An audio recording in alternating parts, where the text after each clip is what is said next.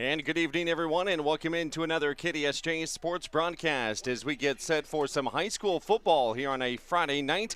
East River as we come to you from T-Area Stadium, home of the T-Area Titans as they play host to the Spearfish Spartans in a matchup of Class 11 AA teams to begin the season for both of these squads. Last year, the game was in Spearfish. Now this year, Spearfish makes the road trip across over here to take on always a pretty good team, the T-Area Titans.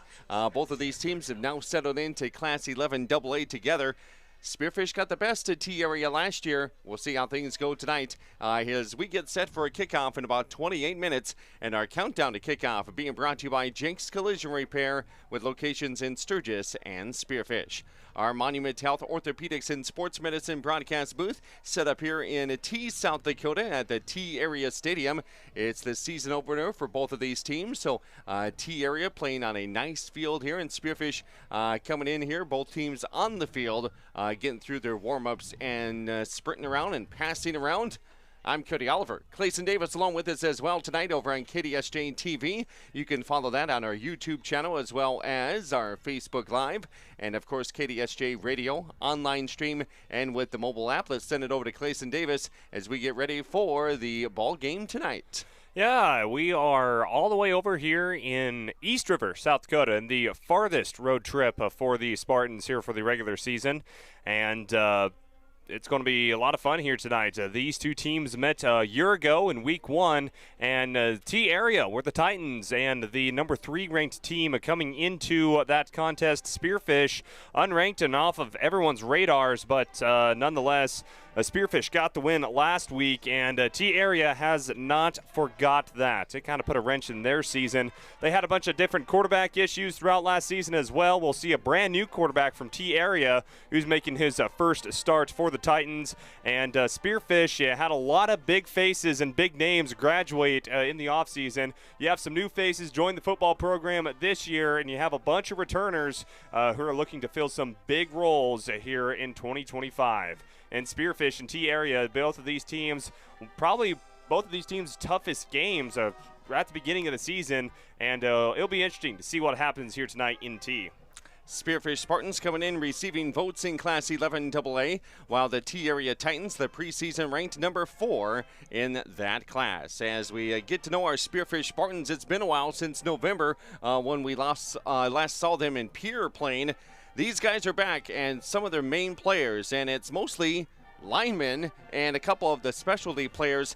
Asher Peel is back at offensive lineman. Thomas Hughes going to be the quarterback, but we may go dual quarterbacks here, not only in game 1, but could be throughout the season. Also, Lathan Lucas is back at a linebacker. Carson Sire is back as a defensive back for the Spearfish Spartans. And coming up, we're going to hear from head coach Tom Teason. He talks about those guys as well as some up-and-comers. Yeah, and it's going to be a lot of fun to see some of these players that really came onto the scene last year for Spearfish. How do they follow it up in 2025? Of course, that junior class with Carson Sire, who led the state in interceptions a year ago. He's back at wide receiver and a cornerback.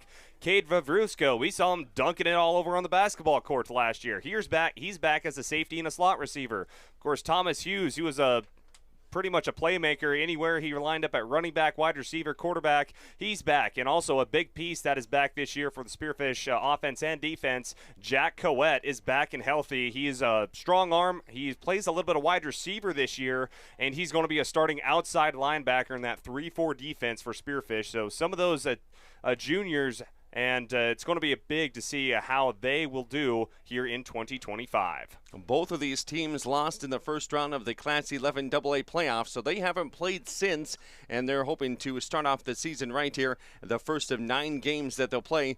The Spearfish Spartans under head coach Tom Teason and the T-Area Titans under head coach Scott Fry. As we continue with our pregame show, being brought to you by Jenks Collision Repair, we hear from the head coach of the Spearfish Spartans, Tom Teason. Join us next as we lay the foundation for the 2025 season. Next.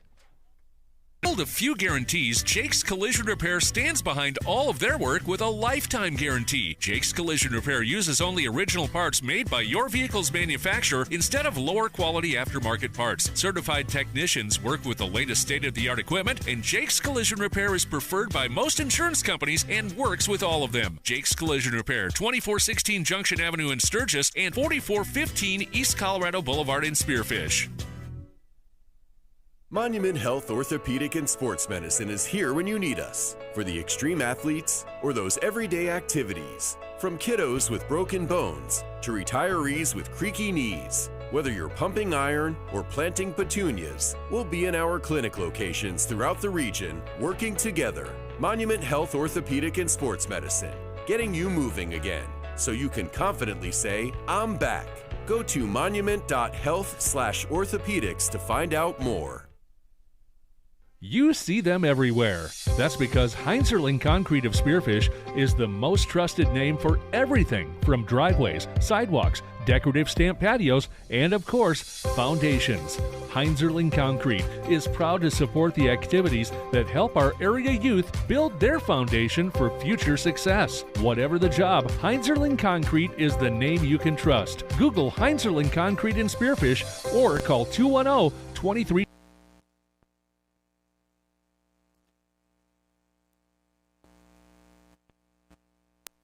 Season.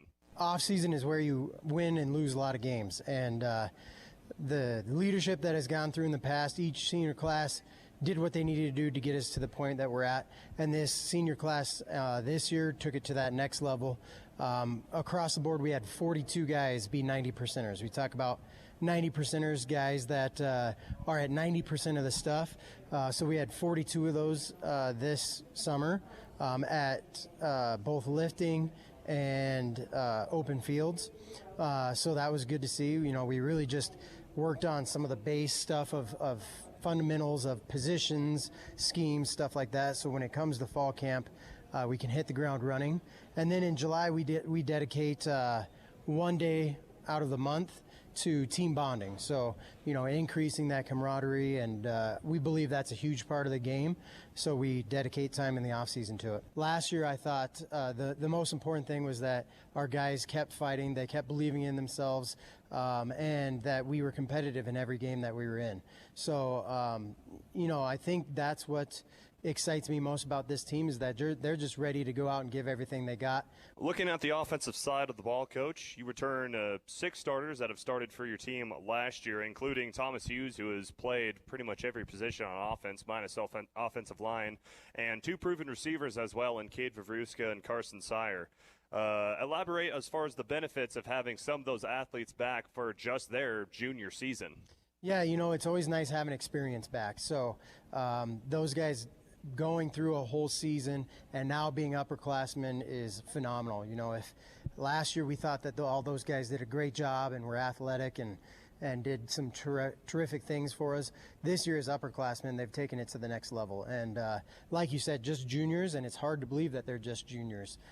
So this year, you know, we're pretty fortunate with our class numbers, and so we'll get to mix juniors and seniors, and won't be playing very many or starting very many sophomores on either side of the ball this year. So, looking at your quarterback position, Coach, you have, of course, Thomas Hughes, who played a lot of the last season at quarterback with the injury to Jack Coette.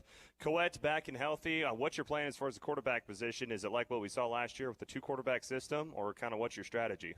Yeah, you know, we've got a couple things in the works. The good thing is all of our guys are very selfless, willing to do what it takes for the team to be successful. So, you know, as we go through fall camp, we're looking at different things, seeing who fits best where. But overall, we've just got a ton of athletes that can do a lot of good for us. It kind of goes back to that remember the Titans quote, you cannot replace a Hunter Walters. That kid was he was a different type of athlete. But boy, did the running back room really step up to the occasion. They put in the effort this offseason, and they're all looking good. So, you know, a combination of Lathan Lucas, Graham Hughes, Mick Bosch, all of those guys are strong as an ox right now, running well, and understand the schemes. And again, they do such a good job of being selfless players, and know that, you know what, this guy's running well right now. We're going to roll with him, and all of those guys find a role somehow, somewhere to contribute to the team. Looking at the outside, Coach, of course, you lost Dylan Dorn to graduation as well, but your second and third receiver in Carson Sire and Cade Vavruska are coming back. You also lost your tight end as well from last year. Who has stepped up in the wide receiver / tight end room as far as being that third receiver? Cade Vavruska, Carson Sire do such a great job out there. They help out all the other guys, but we've got a couple guys that we can plug in there right now, whether depending on who's quarterback, one of those guys can go fill that role. We've got Ian Chow, who's a senior. He's been putting in a lot of work. He's going to get some time there. We have some younger guys, some sophomores that are going to get some time there that have been putting in a lot of work, athletic guys like Spencer Marta, Keegan Ozuna. Looking after your offensive line, you lost 3 of your 5 starters from last year, but you return Sam Marcus as your guys' center. As far as the offensive line goes, to talk about their progression in fall camp. That's probably the place that we improved the most, which is hard to say because, like you said, we lost 3 out of 5 linemen, and a couple. Those guys were great guys. They knew what was going on. They've been with the program, and gave me everything they had. And so I thought that we might, really miss them, and was wondering who was going to step up. And that room, they stepped up huge this offseason. So in the middle of the week last week, middle of camp. At the end of the day, we maxed out on squats, and 3 out of our 5 linemen broke the squat record for the school. So good things are coming out of our lineman room. We've got depth there. We've got some really good kids there. So like you said, Sam Marcus is back. Reese Botts is back. Asher Peel is back. Switching over to the defensive side of the ball, Coach, you returned 5 starters, including Lathan Lucas at a linebacker and Sam Marcus and Asher Peel both at the defensive line.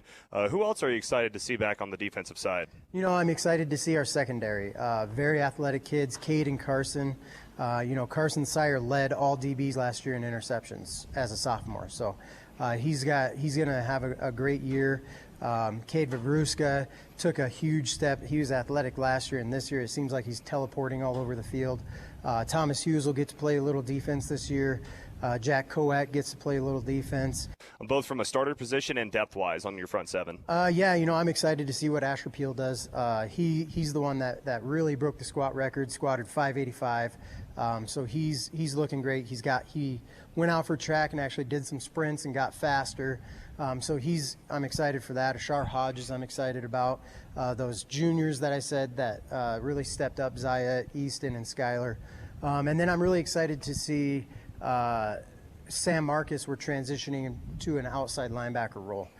And looking at special teams, Coach, Sam Marcus has returned to kick and punt. You have an experienced kicker and punter with him coming back. He's been attending kicking camps this summer as well. So how confident are you in your special teams this year, which in a lot of ways won you guys some close ball games last year? Absolutely. It's one of those 4 phases of the game that we talk about in our system. We talk about offense, defense, special teams, and actually the time in between plays is the 4th phase. But Coach Sudbeck does a great job of getting those special teams guys ready. We, like you said, we might not win a couple games, or maybe games are a little bit closer than we would like without some special teams. So we emphasize how important it is. And when we get teams like this where we've got 65 on the roster, we can really use that young talented class, the sophomore class. We can use those in our special teams, and they can kind of take that on, and that's their pride. Any injuries to report for fall camp? Yeah, we've had a couple before season even started. We lost Drew Dirdall. He broke his collarbone. He might be back by the end of the year. He's a junior that was going to give us some good time here and there. And then Damian Garcia just recently, he's a sophomore. He would have found some time somewhere on some special teams, just a hardworking, athletic kid. And finally, Coach, you guys head to T area on the 28th for the first game of the season. A long road trip, I believe, is your longest in the regular season. Just for week 1, what are some of the expectations for your football team when they roll over to T? You know, that's one thing that 2 years ago Captain's Council came to me and they were concerned about is how we travel. So we have our travel rules in place that they helped come up with that we think help us be successful on road trips. Some things we're going to add this year, we're going to add a travel morning breakfast, make sure everybody's eating breakfast before we get on the road. We're going to have snack recommendations when we stop. Coach Thiessen, thank you for the time. Looking forward to seeing the Spartans in action this fall. Yeah, thanks. Appreciate it. No matter what life throws in your direction, Dana Dental Arts and Spearfish reminds you to make you and your family's dental health a top priority. Putting off small problems now can lead to big ones later. We are small enough to feel like family, but big enough to bring you the latest technology. Before your lives get too hectic with school, sports, and other extracurricular activities, schedule a comprehensive exam now. We love our patients. Celebrating 50 years of dentistry in Spearfish. Let our family care for your family.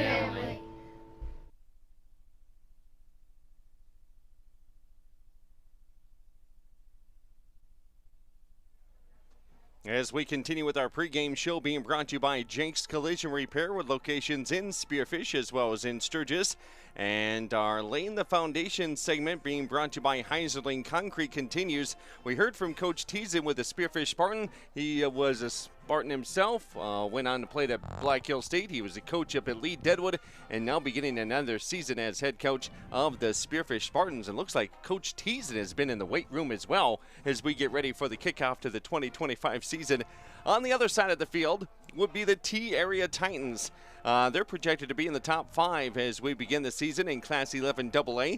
They're ranked number 4 in the preseason poll under head coach Scott Fry in his 4th season as head coach. I had a chance to catch up with him yesterday, and here are some of the thoughts from him as we lead into the season as part of our Laying the Foundation segment.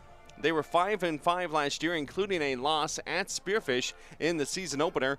They had a revolving door at quarterback last season. Last year's starter, Bridger Conrad, got hurt in Game 3 and was out the rest of the season with an injury. They had 14 seniors last season, 14 seniors this season for the T-Area Titans. So they bring a lot back offensively and defensively. Still, a lot of guys are going to be playing both ways. They have some experience in the skill positions. Young but a big offensive line for the T-Area Titans.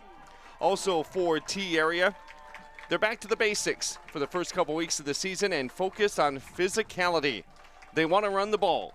Their quarterback got hurt last year after week 3. Brenner Conrad will now be a running back, and why not? He's 6'3", 230 pounds, so good luck taking him down.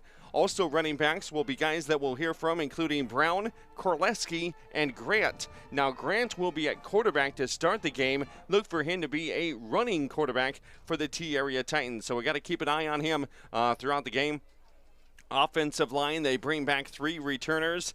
Defense, they're going to be athletic, especially at the ends. Last name guys that you'll know, DeBoer and Bilas are the 2 main guys there on the ends.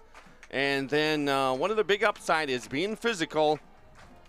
They have played against each other for the past couple weeks. They are ready to hit somebody different. So look for that defense to come out and be ready to go on all cylinders as they are hyped up, ready to go up against the Spartans tonight. They have no injuries that we know of coming into this game. And Spearfish, couple guys out as Coach Thiessen mentioned. We'll see if we can all stay healthy here through the 9-game sprint of the 2025 fall football season. And again, the strength that he thinks is Spearfish will be their size on the offensive and defensive line and their strength. And this might just come down to the trenches as both of these teams want to get it done physical.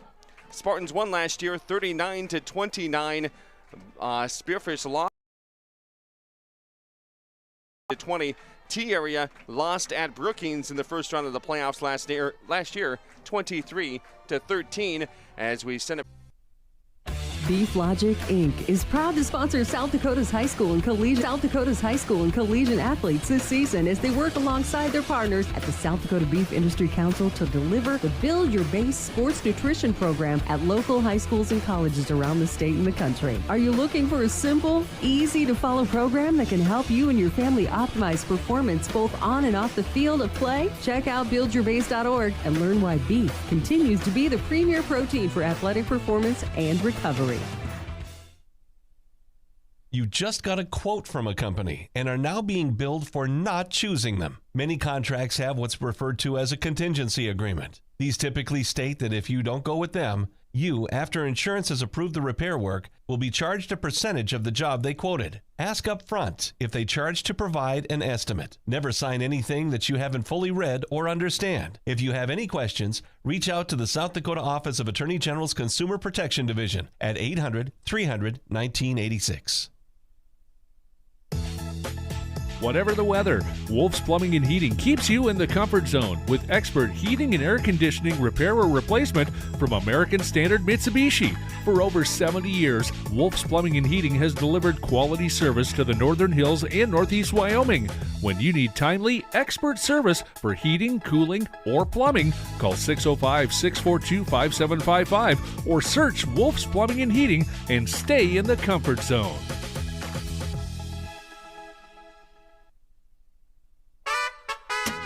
Bold flavors with an authentic Hispanic experience at El Sombrero and Spearfish, your local family-owned and operated Mexican restaurant right here in the Black Hills. Each bite tells a story, with each entree made from scratch, all from passed-down traditional family recipes. Enjoy their extensive drink selection, and they can even cater to your next fiesta. Good food, good friends, good times. Stop in at 701 North 5th Street in Spearfish, and welcome to El Sombrero, where there's always a place to hang your hat. For nearly 50 years, Low Roofing Incorporated has been the trusted name in commercial roofing across western South Dakota and eastern Wyoming. Family owned and operated since 1975, they bring quality craftsmanship and reliable service to every project, big or small. From repairs to new installations, Low Roofing Incorporated covers it all. Protect your business with the experts who care and products that last. Call 1-800-658-4543. Low Roofing Incorporated, building a legacy of trust, one roof at a time.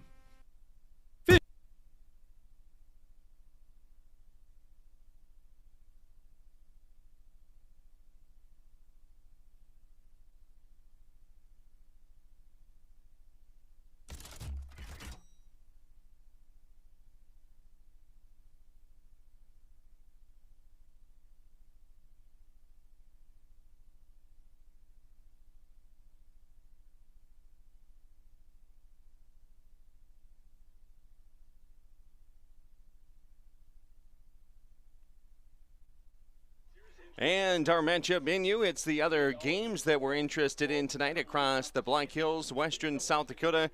And in this Class 11 AA, I don't think any other class was as wild as this one was last year. The preseason poll has the Pure Governors as the #1 team in the state. They won 7 championships in a row. And then a 2-point conversion in the state championship game last year gave them state runner-up. Yankton is #2 in the state. That kind of surprises me. #3 in the state is your defending state champions, the Watertown Arrows. #4 is the T-Area Titans. #5 is Brookings, with Spearfish, Sturgis, and Aberdeen Central receiving some votes. But I think as we go through this 9-game season in Class 11 AA, we could have plenty of changes in that top 5. What do you think, Clayson Davis? Class AA every single year has been just a mosh pit of randomness that just happens throughout the year. I mean, pretty much Pierce started off super slow. They were ranked #1 last year. They had a losing record about halfway through the season. Then Yankton jumped the rankings. Yankton suffered a loss. Then we thought Brookings was going to be the team. Brookings lost. Then here comes Watertown. Watertown was #1, lost to Spearfish the next week. Watertown jumps up to 2. Then they completely fall out of the rankings. Long story short, no one knows what's going to happen here in Class AA this year. And it should be interesting because Spearfish will play a lot of these teams as the season goes on. If they hosted a team last year, they're going to be on the road this year. which good for us. We went on the road a lot last year, Yeah. so which means we get some home games. In fact, this is our longest road trip of the regular season this year. Spartans get 9 games. They're all going to be right here on KDSJ Radio and KDSJ-TV. No buys. Their home opener is going to be next Friday against Rapid City Central. And part of your matchup menu, we have a look at the games tonight. Number 1 ranked in Class 11 AA, Sioux Falls Lincoln is hosting Rapid City Stevens. Number 2 St. Thomas More is at home again tonight against Mount Vernon Plankington. That game is going to be underway about the same time we go here as they play in Rapid City. Number 2 Yankton is at Huron. Number 5 Madison, we saw the bus go down I-90. They'll be at Belfouche tonight. Also Hot Springs is at Miller, Highmore, Herald.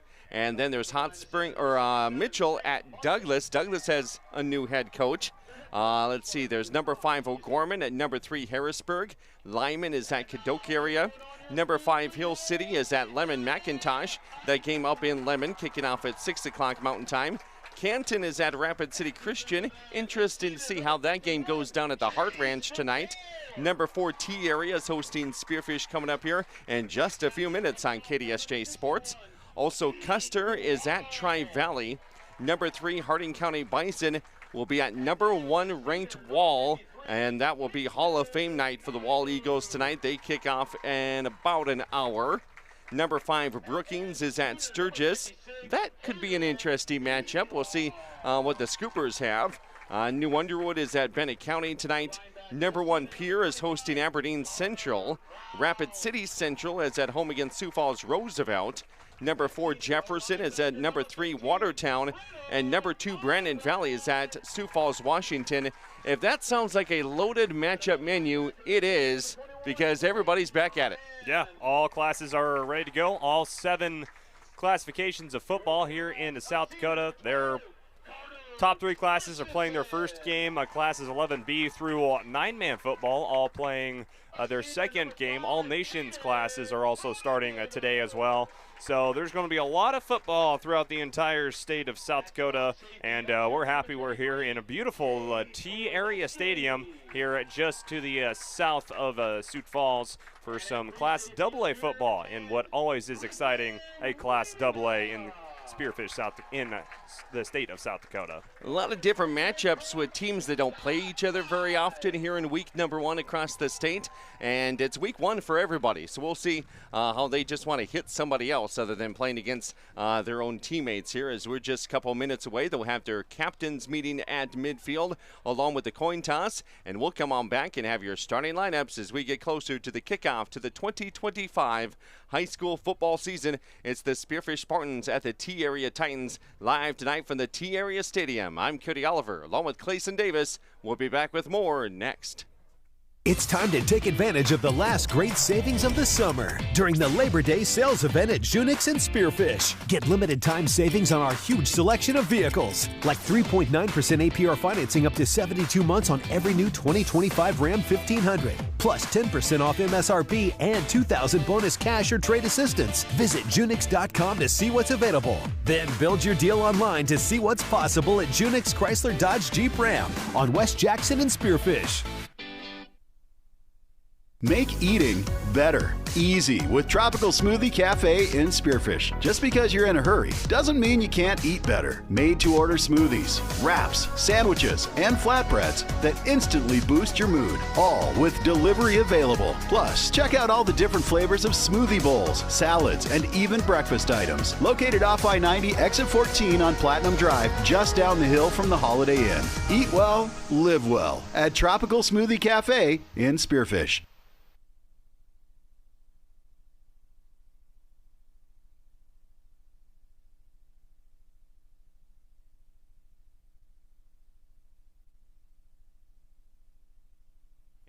Welcome back, everyone, to T-Area Stadium as a Class 11 AA matchup between the Titans and the Spearfish Spartans just about ready to go.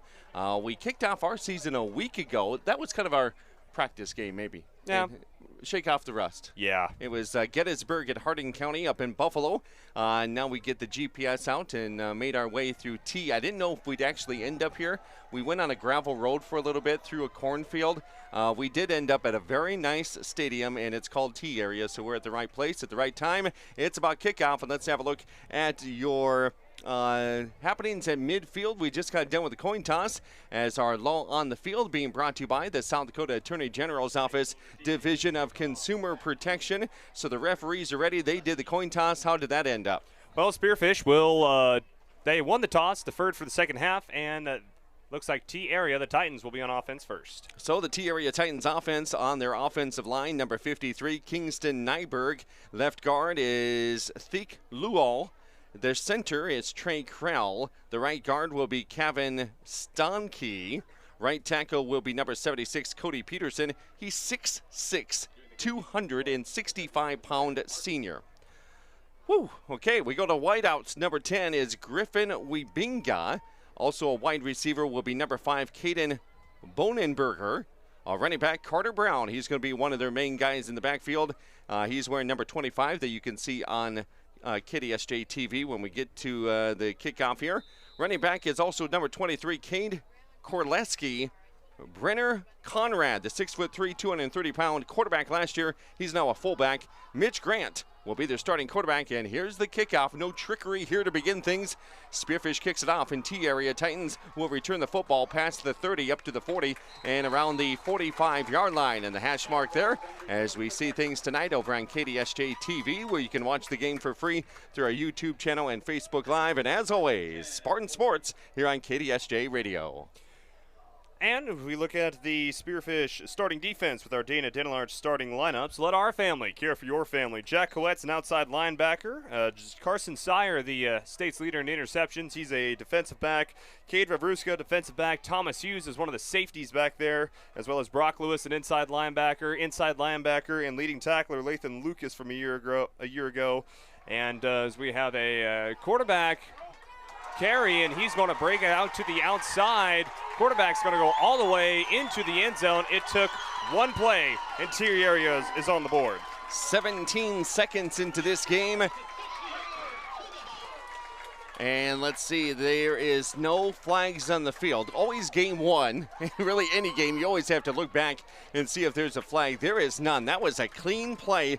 The quarterback, number 8, 6'3", 185-pound super sophomore for the T-Area Titans, Mitch Grant, goes for a touchdown, and he goes, let's see, they're going to mark that down for a 60-yard touchdown run by the quarterback. Well, how did that happen?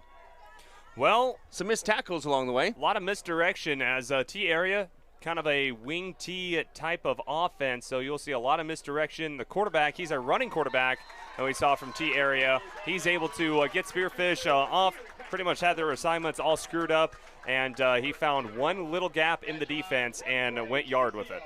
So with 11:43 left to play, and it is the T-Area Titans scoring on their first play from scrimmage. It's a 60-yard run by their quarterback, Mitch Grant. So we're going to have to watch for him. As we watch across the field, there's our Spearfish Spartan conglomerate over there. A little bit of crowd over there as families came across to I-90. While we were heading east, looked like everybody was heading to the hills with campers and RVs for the third week in August. Everybody wants to come to the Black Hills. So it was a steady stream heading west. We were coming east, and we got here safely with Clayson Davis as our driver. And now it'll be kicking off. The T-Area Titans will come out with the special teams. Carson Sire will be back to return. And we'll tell you about their offense here as soon as they officially get it.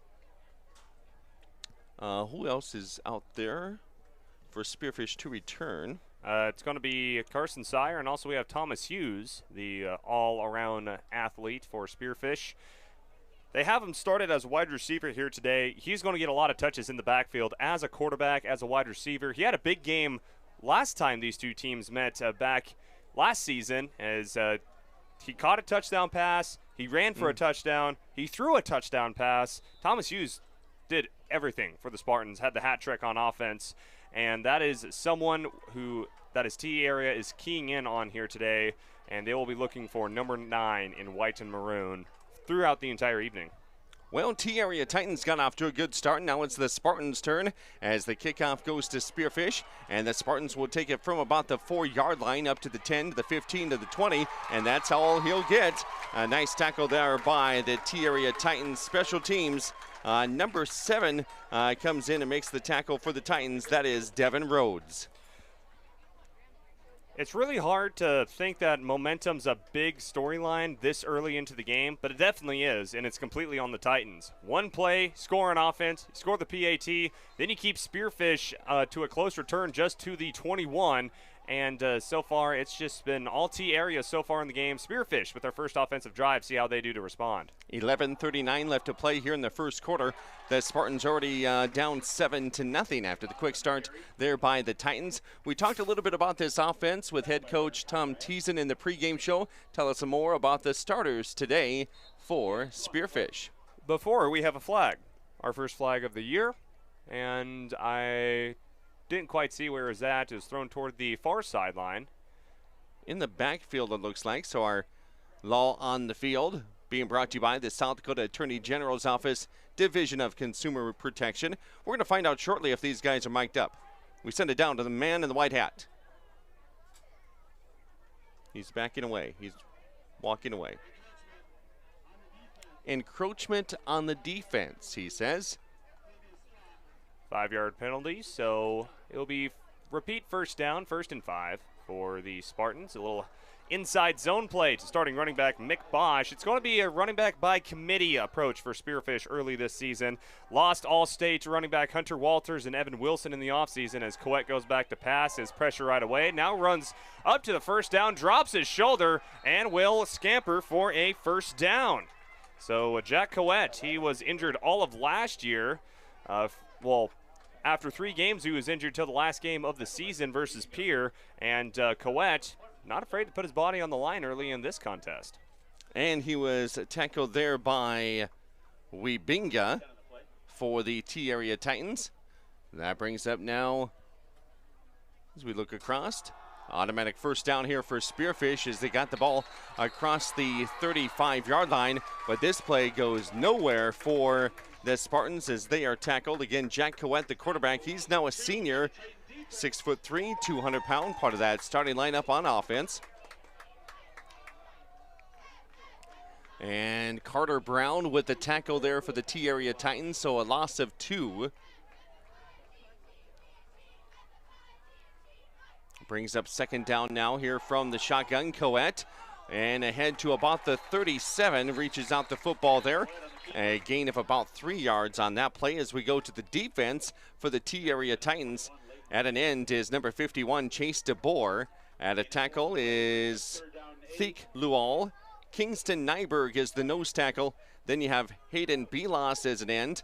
Linebacker core, watch out for these guys. Carter Brown, number 25. Brenner Conrad is at number 15 in the blue and white. Leighton Moran is the linebacker. And then in the secondary, Christensen, Bonenberger, Korleski, and Griffin Wibinga, who already has a tackle. And this one will hand off to the far side, and Spearfish will get some yards here up to midfield, about the 45-yard line. And that is going to be close to a first down as the markers are on the opposite side of the field, and they are going to move those chains. First down, Spartans. Outside zone play to Mick Bosch towards the left side of the line, able to find the corner. Mick Bosch showing off some speed that we saw a little bit last year, and Bosch able to move the chains for Spearfish. So the handoff to Mick Bosch is good for 10 yards. Bonenberger in there for the tackle, and now we have a penalty. Spearfish got T-Area to jump on first down. It's going to bring up another 1st and 5 for the Spartan offense. So as fast as lightning in the bottle as the Titans scored, Spearfish just matriculating the ball down the field, and a lot of that is due to penalties. Now 2 already on the Titans in this drive alone. Lights are on here at T-Area Stadium in T, South Dakota, with the Titan crowd right below us. The Spartans way over on the other side of the field, along with the sideline for Spearfish. Here's a run by Jack Coet, quarterback keeper. A little bit of a power read option, pulled the guard to the outside. Coet kept it up the middle and got about 6 yards on 1st and 5, and it moves the chains again for another Spearfish first down. That's what he needed as he got the first down, now inside the 40. Here's Coet going to the air for the first time tonight. Jump ball, and it's batted down. No penalty flags around that play. It's an incomplete pass. Brings up second down. They're just inside the 40. Yeah, Jack Coet this time wanted to go down the field and wanted to find his big play receiver, Carson Sire. No more Dylan Doran for the Spearfish Spartans. He graduated in the offseason, was their big play threat down the field. And you have Carson Sire returning on the outside. Cade Vavruska is your slot receiver.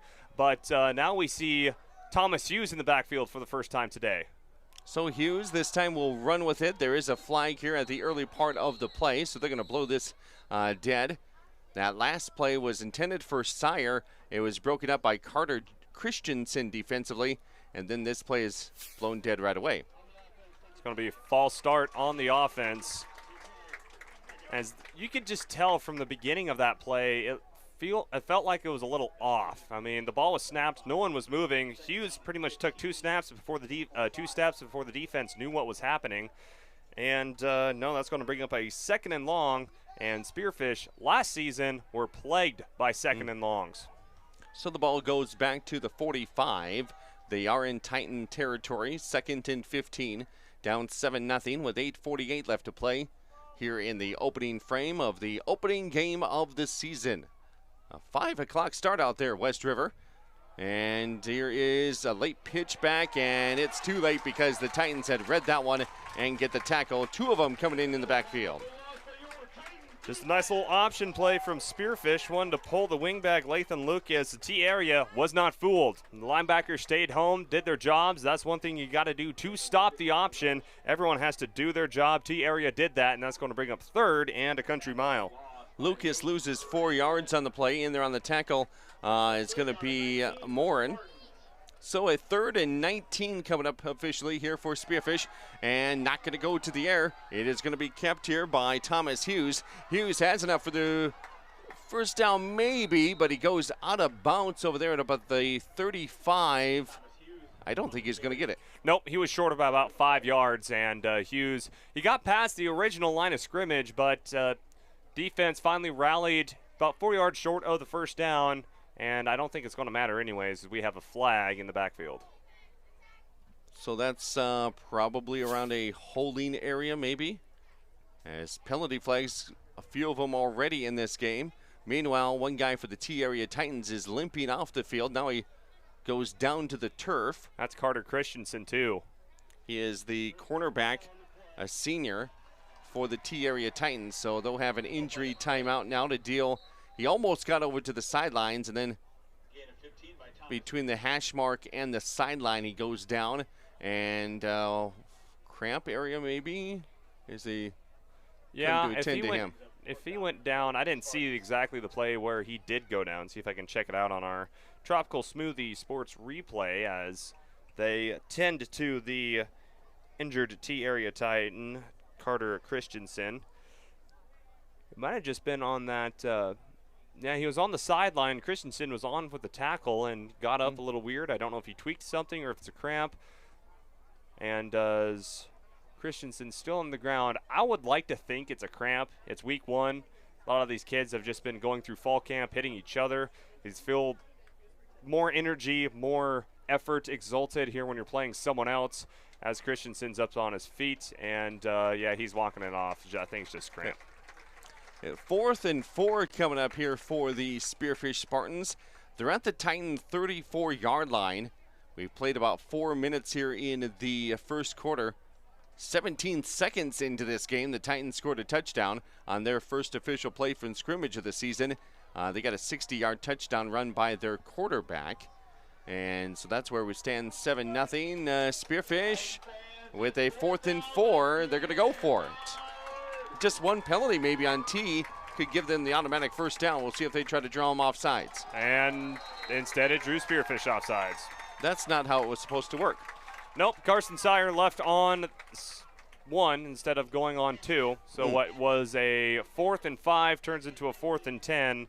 And I would be surprised to see if Spearfish still thinks about going for it with the ball right there at the 39-yard line. And think they might do it. I wouldn't be surprised if you see Coet just pooch punt it. They do have 6 returners on offense, and they're going to swing it on over and not get enough for the first down, as that will be inside the 35 to about the 34-yard line.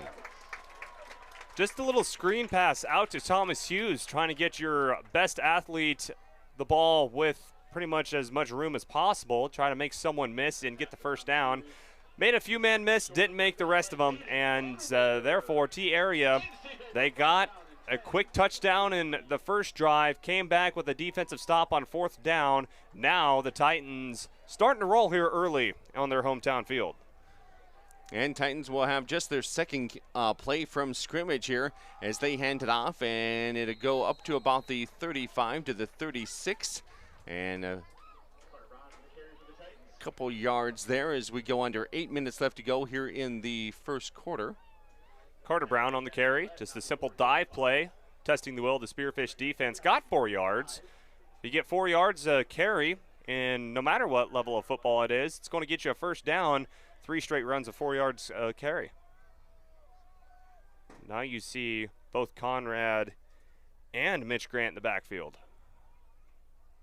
It's going to be a rollout for Grant, rolling out to the right, throws it wide and just outside the reach of his intended receiver. That is number 23, Cade Korleski. Brings up 3rd down and medium. T-Area always has been able to run the ball no matter who it is against. They always had a big offensive line. That one kid, 6'6", 265 pounds. And talking with another guy up here in the press box as we were setting up with our broadcast at Monument Health Orthopedic and Sports Medicine broadcast booth, he said this kid was that size when he was in 8th grade.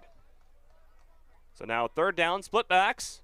It's just going to be a handoff up the middle for T-Area, able to just break past the line of scrimmage.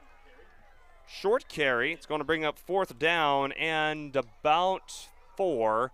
And T looks like will change personnel and look to punt. And their starting punter will be Deshelle Lowry, quarterback, defensive back, and he looks to be the deep man in the punt formation with Cade Vavruska back to receive.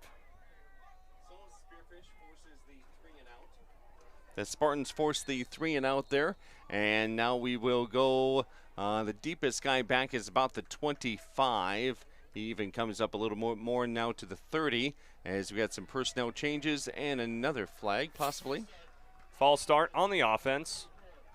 So T-Area, what was now a 4th and about 4 or 3, turns into 4 and about 8.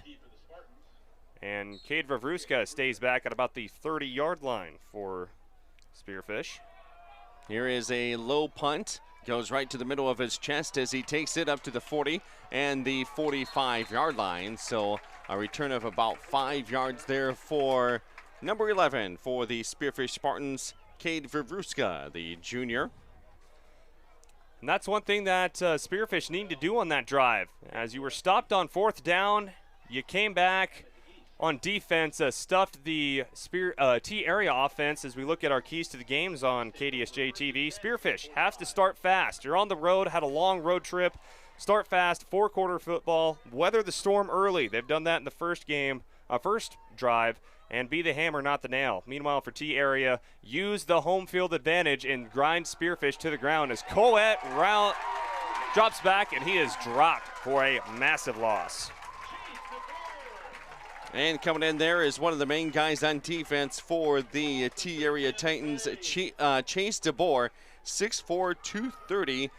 They build him big around here. And now it is a 2nd and 23 as the Spartans are just playing behind the yard markers here as they need to get across midfield for a first down. And here is the keeper. Being spun around by the T-Area Titans on the tackle. Gain of about 3 on the play. Coet, quarterback draw. He's ran the ball a lot here in the early means of this game. Of course, you lost Hunter Walters in the offseason, your first-team All-State running back. It's going to be a running back by committee, and also, as we see early, the quarterback position will be big in the run game as well this season. as they come to the line of scrimmage and gets past the 40 to about the 42. That's Jack Coette on the keeper. But this is going to be a quick 3 and out, it looks like, for the Spearfish Spartans as both teams change personnel. So Spearfish, they want to be able to establish the run game early. They really didn't run that well as far as yards per carry versus T-Area, minus a few long runs at the ending of the game and explosive plays through the air. This time T-Area is keeping Spearfish in check on the ground so far as Sam Marcus is back to punt. We've had no turnovers so far in this first quarter. 4:35 left to play with the T-Area Titans up 7-0. And here is a nice punt by Spearfish, taken there at about the 20. Get it up to the 25, and then gets through a couple of would-be defenders up to about the 30. Made something out of nothing there for the T-Area Titans. Yeah, I believe that was Korleski again for T-Area on the return. Good return, about 9 to 10 yard return for the Titans. And now we'll see what Spearfish can do on defense again, as T-Area already up 7-0 with about 4:22 left to go in the first quarter. Spartans started the season off 6-1 a year ago before losing 3 straight games at the end of the season, 2 to the Pure Governors, 1 to the Sturgis Scoopers, and 1 of those games to the Governors in the playoffs. That was a nice play on the outside by Graham Hughes coming up from his defensive back position. Jet sweep that time by the T-Area Titans. They spread everyone out, sent a man in motion, and that was Korleski again getting the little pop pass, and reading it for just a gain of about 2 yards was Graham Hughes, who Spearfish is expecting big things from. He's going to fill in for Dylan Doran in that cornerback position. So now T-Area Titans make a substitution in, as coming into the game for them will be number 8, Mitch Grant, their quarterback. He points around the field as he got that play from the sideline. 2 receivers set here on the side, 1 on the far side, and this would just be a running play, so all those receivers are just doing some blocking, and that will be up to about the 40-yard line. They'll bring up 3rd down at around 6 to go. That was Brenner Conrad on the carry. Former quarterback, now fullback and running back, 6'3", 220 pounds. He is a load to bring down. And T-Area, like you said, Cody, they're growing big out here in East River. And we'll see how this Spearfish front 7 will deal with trying to tackle Brenner Conrad at 6'3", 230, as well as dealing with this big T-Area offensive line. One guy I like to see how he plays this year is Brock Lewis. He's a linebacker for the Spartans here on defense. I'm expecting big things out of him. I was a Cade Vavruska fan for 2 years. Now I'm going to go with Brock Lewis. Here is Titans getting to the near sideline, and then going out of bounds is number 3 for the T-Area Titans. That was number 8. That was the Mitch quarterback, Grant, Mitch Grant. Rolled out to the left side, trying to look downfield, move the pocket, and don't let the pass rush catch up to him. Well, he dropped the ball off the snap. Able to pick it up, run to the sidelines, and he just had a nice little gain of about 1 yard to force 4th down, and now T-Area will punt. So quick drives by these teams really throughout the game. T had a 1-play, 60-yard drive that they scored a touchdown on their first play, and then Spearfish just not been able to put together drives as they've been punting. Here's a punt return up to about the 36-yard line. And both of these teams getting their personnel right back on the field. And we got 2:32 left to play here in the first quarter. Still 7-0 T-Area. The Spartans could have looked like they were going to drown there in the early going in the first quarter, but they've kept their head above water. They just got to get some things going here, and that would not be one of those things right now, as tackle for loss there is Thomas Hughes, the junior QB. Yeah, they're going with the quarterback run with Thomas Hughes this drive.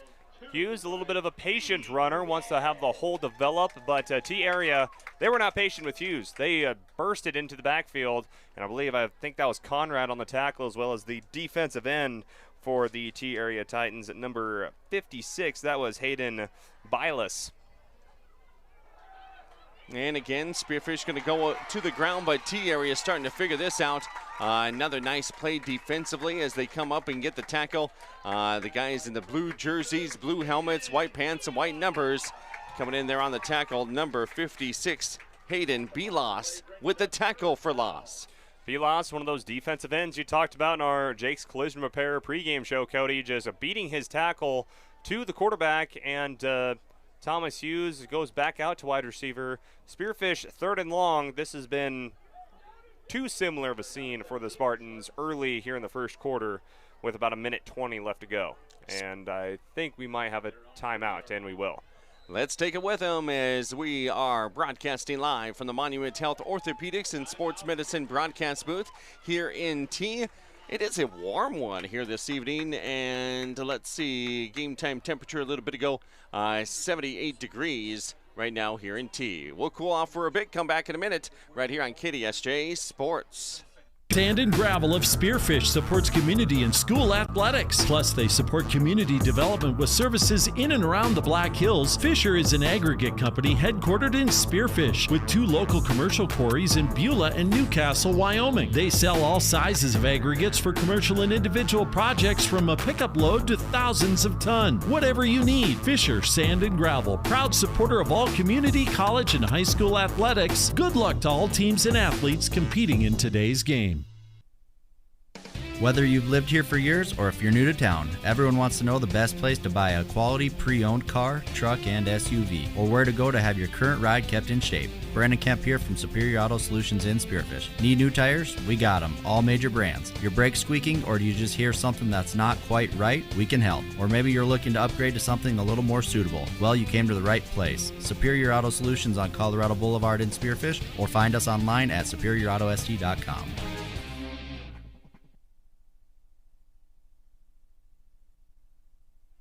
And bringing you Spartan football here on opening night for Spearfish. And on this 3rd and 17, the Spartans sent it to the air on the far side. And how'd that one end up? Well, they had a chance at it. Carson Sire, he was open down the sidelines. The ball hit him in both hands when he was diving to the sideline. Couldn't control the catch, so it's going to be 4th and long. And long, we say that's 17 yards as they are back at their own 30-yard line. We're closing up here on the first quarter action. Spearfish, it seems like they're down by a couple touchdowns, but they're just down 7-0 on a 60-yard touchdown run on the first play of game by the T-Area Titans. But their series and their drives have ended up with punts here so far. No return here on this punt, so that was at about the 32-yard line. 1 minute exactly left to play here in the first quarter. It's been a slow-moving first quarter this game. Both teams... For as much as both teams love to run the football, seems like this first quarter has drug out for a minute. So T area will start from their own 33.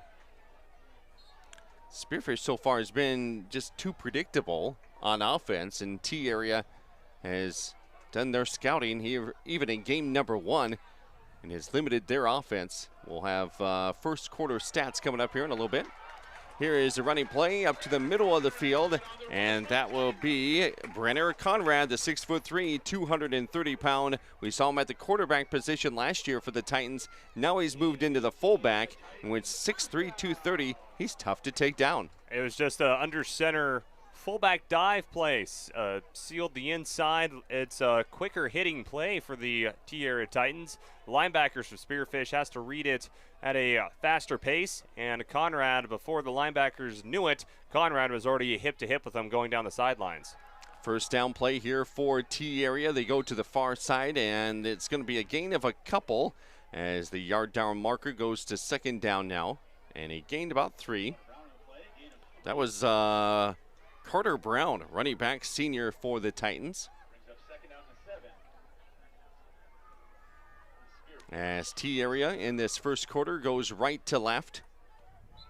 The quarterback, Mitch Grant, gets the call from the sidelines each play. Each sideline, we don't see all those signs like we usually do, as they'll let this first quarter wind down. And we've completed one. The T-Area Titans, the biggest play of the game was the first official play of the game, a 60-yard touchdown run by Mitch Grant. The point after was good, and nothing's really happened offensively since. It's 7-0 Titans as we go to the second quarter. You're listening to Spartan Football here on KDSJ Sports. Worried about your roof? Don't wait for a more expensive problem. LaPrade Roofing has been the trusted name for your home roofing for more than 30 years. Don't be afraid. Go to LaPradeRoofing.com. They're committed to protecting your home with superior work and materials. Plus, they'll be your local connection with the insurance company. Call LaPrade Roofing in Spearfish for a free no-obligation estimate at 641-1770 or visit LaPradeRoofing.com. LaPrade Roofing. Satisfaction every shingle time. Hi, my name is Kelsey. Thanks for choosing LaPrade Roofing. If it can be imagined, it can be created. Eaton Construction in Belle Fourche specializes in site development for your next commercial project. Size is no issue. Earth moving for grading on any level. Utility installation for single projects or entire subdivisions. Whatever the project, Eaton Construction has it handled. Gravel hauling. Construction of roads from scratch and down to basements. You know who you need for the job. Eaton Construction. Call 605-210-2223 today. That's 605-210-2223. Quality food.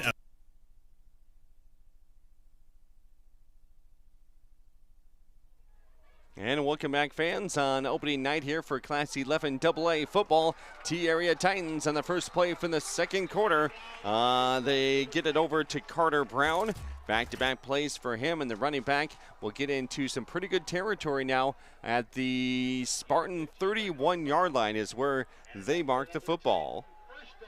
As we look back at our first half stats, but a quick hurry-up offense here for the T-Area Titans, so we'll keep it right here with the play-by-play.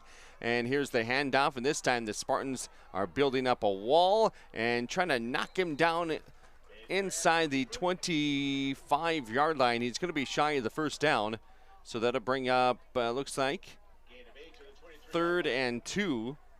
In that first quarter, T-Area had 3 first downs. Spearfish had 2. Spearfish had 12 rushing yards. Passing, just 5 yards passing for Spearfish in that first quarter. Handoff, as both of these teams have liked to run the football. T-Area Titans with just 2 yards passing in the first quarter. No turnovers for either team. Possession time favor Spearfish, but they've had to punt on all of their possessions. Quarterback Jack Coette, 1 of 3 for 5 yards. No touchdowns, no interceptions. Cade Korleski is a good receiver for the T-Area Titans. He's set up here as T-Area's 3rd and short, and they go with the ground game, and getting outside almost made a Spearfish Spartan fall down, and that is going to be enough for the touchdown. Number 5, Caden Bonenberger gets to the near side. Good enough blocking there. And really, one of the Spartans slipped and fell there. Could have been a possible tackle attempt by a Spartan, but instead he gets to the outside, and a touchdown there by Bonenberger. And that drive caps off with a TD. That was Conrad. Brenner Conrad, fullback. Oh, thank you. And the 2-point conversion is going to be wide, and now we have a flag on it as T-Area Titans try to fade to go to the end zone, and we'll see what the flag is on. And they might call pass interference on Spearfish, and they do, and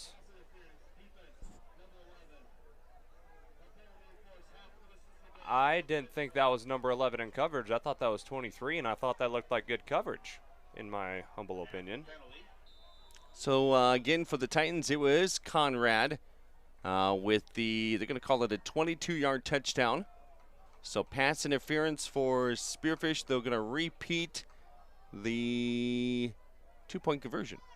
It's going to be a handoff up the middle, and that will be good for 2. That'll be number 25, Carter Brown, getting the 2-point conversion. So that makes it 15-0. T-Area at home versus Spearfish with about 10-16 left to go. Some good plays on that drive by the T-Area Titans. Carter Brown had a rush for about 15 yards. Then Mitch Grant, the quarterback, had an 8-yard keeper. And then it was capped off with Brenner Conrad. Again, tough to take down. And he went 22 yards for the score. We see the 2-point conversion was good. So now back up to 15-0 as the T-Area Titans like to score quick in the quarters. They scored 17 seconds into the game, and they score a minute 44 into the second quarter. 15-0 lead here for the Titans as they set up their special teams here coming from the sideline. Spearfish is already on the return as you got a couple guys back deep. Yeah, it's Carson Sire and Thomas Hughes back to receive this kick from the T-Area Titans, and Spearfish will have to do something on offense as so far the running game has moved the ball in short chunks before T-Area shuts it down. We'll see what Coach Tees and the offensive staff can do here this next possession. Here is the return, and it'll go up to about the 24-25 line. So not much on the return there for the Spearfish Spartans as they bring their offense back onto the field.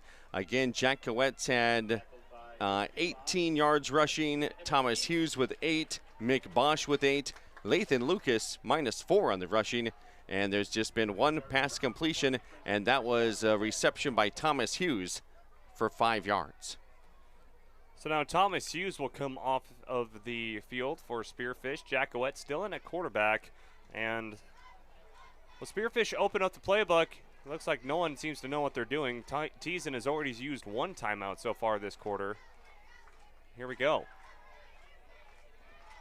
As Coet will scamper past the line of scrimmage. Good little carry by Jack Coet. His first read wasn't open. Carry for about 7 is going to bring up second down and about 3 for the Spearfish offense. Jack Coet still in at quarterback, and I believe they might trust him a little bit more in the quarterback position as far as making a decision to throw and still having that ability to run. Second quarter, Spearfish going right to left here on your radio dial and up on KDSJ-TV. Coet with a gain of about 8, so we bring up now 2nd and 2 from their own 32. And here's the handoff, and the T-Area Titans. Nice group tackle there. Was that Bosch on the carry? Mick Bosch, starting running back. Got about 3 yards, which will move the chains for a first down for the Spartan offense. Have gone to the air once or twice so far for Spearfish. They've tried a few passing plays. One of them was sacked for a ginormous loss for T-Area. This front 7 from the Titans, it's big, and Spearfish has had their hands full dealing with this front 7 all night. Here's the handoff. No, it's going to be a quarterback keeper, as that was a nice misdirection up to the 40. Coet gets about 5 yards. Yeah, Coet has been really the only offense for Spearfish, as now he will exit the game. Here's that 2-quarterback system that Spearfish likes to use. Of course, Coet trying to get a drink on the sideline to get a little bit of air. It's week 1. You can condition throughout the entire summer if you'd want to, but you don't really realize how good a football shape is until you play a game. Get a little humidity over here, East River, and the flags are pretty still, so not much wind or breeze here. And this will be pushed out of bounds as they try to put the jersey back on to quarterback Thomas Hughes. And that'll be a tackle for loss. And let's see, Chase DeBoer, good defensive player there, as well as Emmett DeGuest comes in on the tackle. Loss of 3 there, so now brings up 3rd and 7 for the Spearfish Spartans as they move some guys personnel-wise over to the far side. 4 receivers, shotgun, looking around, running out of time, and now it's going the wrong way. So he throws the ball in desperation over to the Spartan sideline, and that will go incomplete, bringing up a 4th down. Good pass rush that time by the T-Area Titans. Yeah, and Spearfish sent everyone downfield, only one receiver for the check down for Jack Coet to throw the ball to. Well, that check down was covered, so Jack Coet had nowhere to go, couldn't get the ball downfield in time, and again, that front seven from the T-Area Titans, it's given Spearfish's offensive line too much of a hassle so far in the game. Head coach Scott Fry and his T-Area Titans here on the near side of the football field and played really good defense here in this contest. They've had 2 touchdowns so far as they lead at 15-0 on the Junix Chrysler Jeep Dodge Ram scoreboard here in the second quarter. This one will not be returned. Spearfish will be the one to touch it inside the 20, so pretty nice punt there by the Spearfish Spartans. Yeah, Sam Marcus is returning for his senior season of punting and kicking for Spearfish. Went to some kicking camps over the offseason. Has been looked at by a few Division I schools for punting and kicking as well. So Sam Marcus in his senior season, you really don't have very many kids in whatever level of football that specializes in punting or kicking. But if you want to have your college paid for, honestly not a bad idea is learning how to kick and punt at a high level. That was a 45-yard punt by Sam Marcus and the Spearfish Spartans. 8:02 left to go. They just got to get something going here to get the stop on defense, either a tackle for loss or maybe force a turnover here as the Titans will keep it on the ground this time, get a few yards up to around the 24. That's Brenner Conrad, the fullback. I see why they want to put him at fullback, especially in this double wing under center formation that T-Area has been running the whole night. They've scored on the first play of the game from that formation. They've moved the ball very well from that formation. They kind of a flex bone double wing. They can run options off of it. They can throw the ball with play action, multiple misdirection opportunities with 3 carriers in the backfield. And if worse comes to worse, hand it to the 6'5" fullback as well. And let's see, pass is just off of the fingertips of the intended receiver, Griffin Wibinga. And that would have been 6 points, I presume, there for the Titans if he would have made that catch. Oh, that would have been 6 points. Carson Sire got beat on the route. Of course, that's what happens with that under center wing formation. You run the ball, you run the ball, you run the ball some more. When you think about passing it, you still run the ball. And when the defense finally starts to overcommit to that running game, you go over the top of them in T-Area. And the Titans are about a foot away from adding 6 more points here in the first half. A 3rd and 4 coming up here for T. They're up 15-0. 7:18 left to play in the second quarter. And this will be the quarterback getting the yardage for the first down up across the 30 to about the 32. So on the keeper, let's see, that will move the chains on the far side of the field. Mitch Grant, quarterback. Just a quarterback counter as Conrad, the fullback in the backfield on 3rd and short. He went one way. Defense, of course, would follow the bigger running back. It left Grant, the quarterback, with wide open space on the other side. And T-Area pretty much doing whatever they want, running the ball on Spearfish with about 6:45 left to go in the second quarter. After that quarterback keeper, Sam Marcus with the tackle. And now just slipping up behind the line of scrimmage. And that'll be an easy tackle for 1 or 2 Spartans there. So slipping on this turf. It is dry conditions here in T. Just a little weather update there. That was, I believe, 15. Brenner Conrad going down for a loss of 2. It's T-Area just wanting to take their time on offense. They have the lead by 2 scores. They've run the ball with great consistency on Spearfish. And they have the Spartans on their heels. Of course, T-Area, a lot more depth on the Titans squad compared to Spearfish, with most of their starters playing both ways.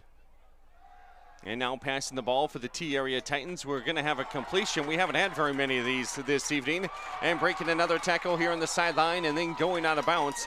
Number 25 on the reception, and that is Carter Brown, the senior for the Titans, moving the chains. That's just flat called physicality. As Thomas Hughes met him on the line of scrimmage, was going to be able to bring him down for no gain even of loss, but a wide receiver just broke away from Thomas Hughes broke another tackle on the sidelines, and what should have been a no-yard gain for the Titans turns into an explosive play. 24-yard reception there. A lot of yards after the catch. 26 yards now passing for the T-Area Titans. Just 5 for Spearfish. And again, the Spartans to turn the tide here in the first half. They need to force a big play defensively. We have one of the running backs literally going in a circle in the backfield, and then he gets the football, runs inside the 40 before he's tackled. Yeah, that's Cade Kraleski. A lot of motion. That makes the picture a little bit more blurry for the Spearfish defense. Motion going one way, motioning back the other way, and then you might as well just hand it off to the motion man up the middle as well. Really screws with the linebacker's eyes as well, as that first down carry brings up second down and manageable for the Titans. So they're set up here on the near hash mark, under center. Nope, that's just a lineman getting down. My window's a little foggy over here. That's my excuse. I'm sticking with it. And here is the quarterback going to go right by that hash mark. And that is Mitch Grant on the quarterback keeper. And we'll see if that is close to a first down. It is a first down, and will move the chains. So the quarterback run game for T-Area also working as well for the Titans. Some would argue working better than the Spearfish game plan so far. Another first down for the Titans. They are just burning this clock. I wouldn't be surprised if they're trying to burn out this clock, get another touchdown, not let Spearfish score, and T-Area will also get the second half kickoff as well. 5 minutes left to go in the second quarter. T-Area already has 162 yards on the ground. That's an average of about 10 yards a carry for the T-Area Titans. Spearfish 43 yards on the ground and only 5 yards passing. Now it is shotgun, and they will have the quarterback keeper again. It's Conrad on the carry. This time he takes the snap, fakes it to the actual quarterback in Grant, and then Conrad keeps it off of the right side. It's going to be a gain of 8 yards, that is, and that will have a injured Titan on the sidelines, and that is Conrad. And I believe he's getting up. I think he might have just got his bell rung. And we got a timeout by T-Area. And we will hear from some of our high school football sponsors bringing you coverage of 2025 season right here on KDSJ 980 1035, as well as online, the mobile app, and live tonight on KDSJ-TV. We're back with KDSJ Sports. Price. That's what you expect, and that's what you'll get at the Millstone Family Restaurant in Spearfish. Perfect for breakfast, lunch, or dinner, or to grab a bite to eat before or after the game. Choose from daily specials, and a trip to the fresh soup and salad bar is always a hit. Plus, the Millstone can accommodate larger groups, like buses or your next meeting in their private party room. So, if it's just you and a friend or the whole team, get a great meal at a great price. The Millstone Family Restaurant in Spearfish. Dry, safe, secure, and affordable. That's what False Bottom Creek Containers and Storage is all about. New or used, multiple size and door options. We've got the perfect storage container for you, and we can even deliver it with no special equipment needed. You can buy or rent, it's available on-site, or we can bring it right to you and set it up where you need it. We offer flexible storage for every need, and Kelly the Container Queen is in the office and ready to help. Give us a call today at 605-641-1555 or visit our website at fbccontainersandStorage.com.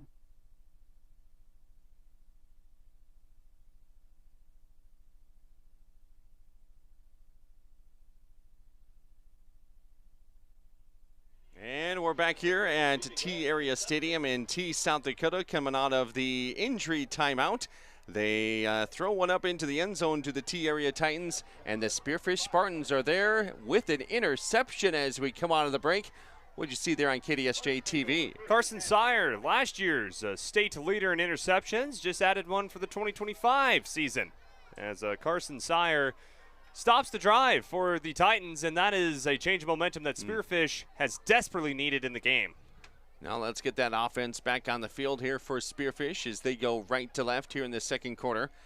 4:01 left to play in this second quarter, and Spearfish, with not being able to do much on offense, that doesn't seem like a whole lot of time for these boys, as that is for Spearfish Thomas Hughes on the carry. And he will go down with a loss of about 2 yards. Yeah, the T area defense again swarming to that quarterback run game. They've adjusted so far in the game. Spearfish trying to keep running with the quarterback, and T area is looking for it now. And now here is the carry for Spearfish up across the 20, just across now the original line of scrimmage. For Spearfish right now, we see them not making any changes with personnel on offense. They're going to keep everybody out there as they look over to the sidelines. There's a couple of signs over there. I see a 1 and a 2. Two of the players on the sidelines holding up numbers. I have no idea what that means, but I hope they do. You can't have 12 guys on the field, so we'll see what 1, 2 means. They're taking their time. Let's see if I can see a play clock around the field here. I don't see one. And it's going to be a timeout either way. I don't think Spearfish had a play loaded up, so Spearfish will now use their second timeout for this second half. Making the road trip here is KDSJ-TV and Clayson Davis with us. This is our season premiere for high school football over there on KDSJ-TV. Tell us more about what you have there. Well, we have football on KDSJ-TV. It's T area and Spearfish. I thought it was Can we get some more analysis? Yes, second season of football here on KDSJ-TV as we made the long road trip out here to T Area High School. And, of course, we had basketball back in last winter with the Spartans going all the way to the state tournament, both boys and girls. This Spearfish boys basketball team actually beat these T Area Titans in Spearfish during the Sodak 16 to punch their ticket to the Class AA state championships. We had baseball, softball. We had rodeo action this past spring as well. Did Legion baseball, and leads us right to this fall football here on KDSJ. Now rolling out, looking downfield. Does he have anybody open? Thomas Hughes throws it into traffic, and this one is picked off by the T Area Titans. And coming up with the INT will be Griffin Wabinga as he plays there at the free safety position. Yeah, Wabinga just had pretty much it was a 500 throw, best way to put it, from Thomas Hughes. Threw it up in the air. Hughes had all sorts of pressure, had to just get rid of it, and threw it into a crowd of high school football players, and it was Wabinga winning the jump ball, picking off the pass as T Area's defense ruined Spearfish's drive with an interception, as Spearfish did that to T Area just moments ago. Now each team with 1 turnover, and we still play here in the second quarter. Pretty good field position now for the T Area Titans with 2:34 left to play here in the second. False start on the offensive line for T Area, so penalties, the edge, you have to give it to Spearfish. They have had way less penalties compared to the Titans so far in the game. Unfortunately, that's been the one good thing that has happened for Spearfish this entire game. Defensively for the Spartans, leading them in tackles tonight has been Brock Lewis with 4 tackles. The interception was by Carson Sire. And here is the handoff for T. They get inside the 25. Little screen pass out to the outside. Korleski with the catch, the running back. It's gain of 6. Moves T Area past the original line of scrimmage plus a yard. And now with 2:10 left to go in the second quarter, T Area looking to maybe drain out the rest of these 2 minutes, end it with a touchdown, come back after halftime, and receive the opening kickoff. Let's see if they have some good game management here with the clock. Under 2 minutes left to play. They hand it off, and let's see, he'll get a first down, and then down inside the 20-yard line. Running that time, another running back for the T Area Titans is Carter Brown. Brown, another motion from that winged formation. It was an I formation, but the wingback Brown came in motion, ended up getting the handoff. Another misdirection play by the Titans. It has Spearfish's linebackers all screwed up as far as where their keys are, and T Area is just finding open gaps, and whenever they do, whether they are met with contact, able to break it for more yards after contact. The clock stops with the first down for the T-Area Titans, and they're in the red zone. It's going to be first and goal from the 10. Spearfish doesn't wrap up on one tackle, and finally bringing him down, it looks like number 32, Brock Lewis, will add to his tackle total today. 2 scoring drives for the T-Area Titans. On the first play from scrimmage, they got a 60-yard touchdown run by Mitch Grant, and then Brenner Conrad with a 22-yard touchdown run in the second quarter. He got on a 2-point conversion in there, makes it 15-0. And they have their sights on the end zone here with a second and goal from the 5. Now you see T-Area there by the goal line will just line up in I formation, look to power it in. Not before we have another flag on the field. And we check out the official signal here. Another false start penalty on T-Area. Again, the penalties, you have to give the nod to Spearfish in that department. They have, I believe, 1 or 2 compared to T-Area's. I believe that was their 5th or 6th penalty. It is week 1, so a lot of procedure penalties. Not uncommon with week 1. The unfortunate part for Spearfish is that they haven't been able to use it much, and now I believe we'll have a timeout by the Titans. That was the 5th penalty of the game for the T-Area Titans for 25 yards, and 3 penalties on the Spearfish Spartans for 12 yards. We'll take a 30-second break and come back with more high school football on KDSJ Sports. It's not 1, but 2 great locations in Spearfish to gas up and get what you need on the go. Exit 8 and Exit 14 Speedy Marts offer everything you need so you can get in and get out and get back on the road. Find your favorite snacks and a cold drink, or maybe something fresh from the kitchen or in the cold case. It's all homemade right here. And Exit 8 and Exit 14 offers top-tier fuels from Phillips 66, so you get the most from your transportation. Exit 8 and 14 Speedy Marts in Spearfish. Right off the road, right on the money.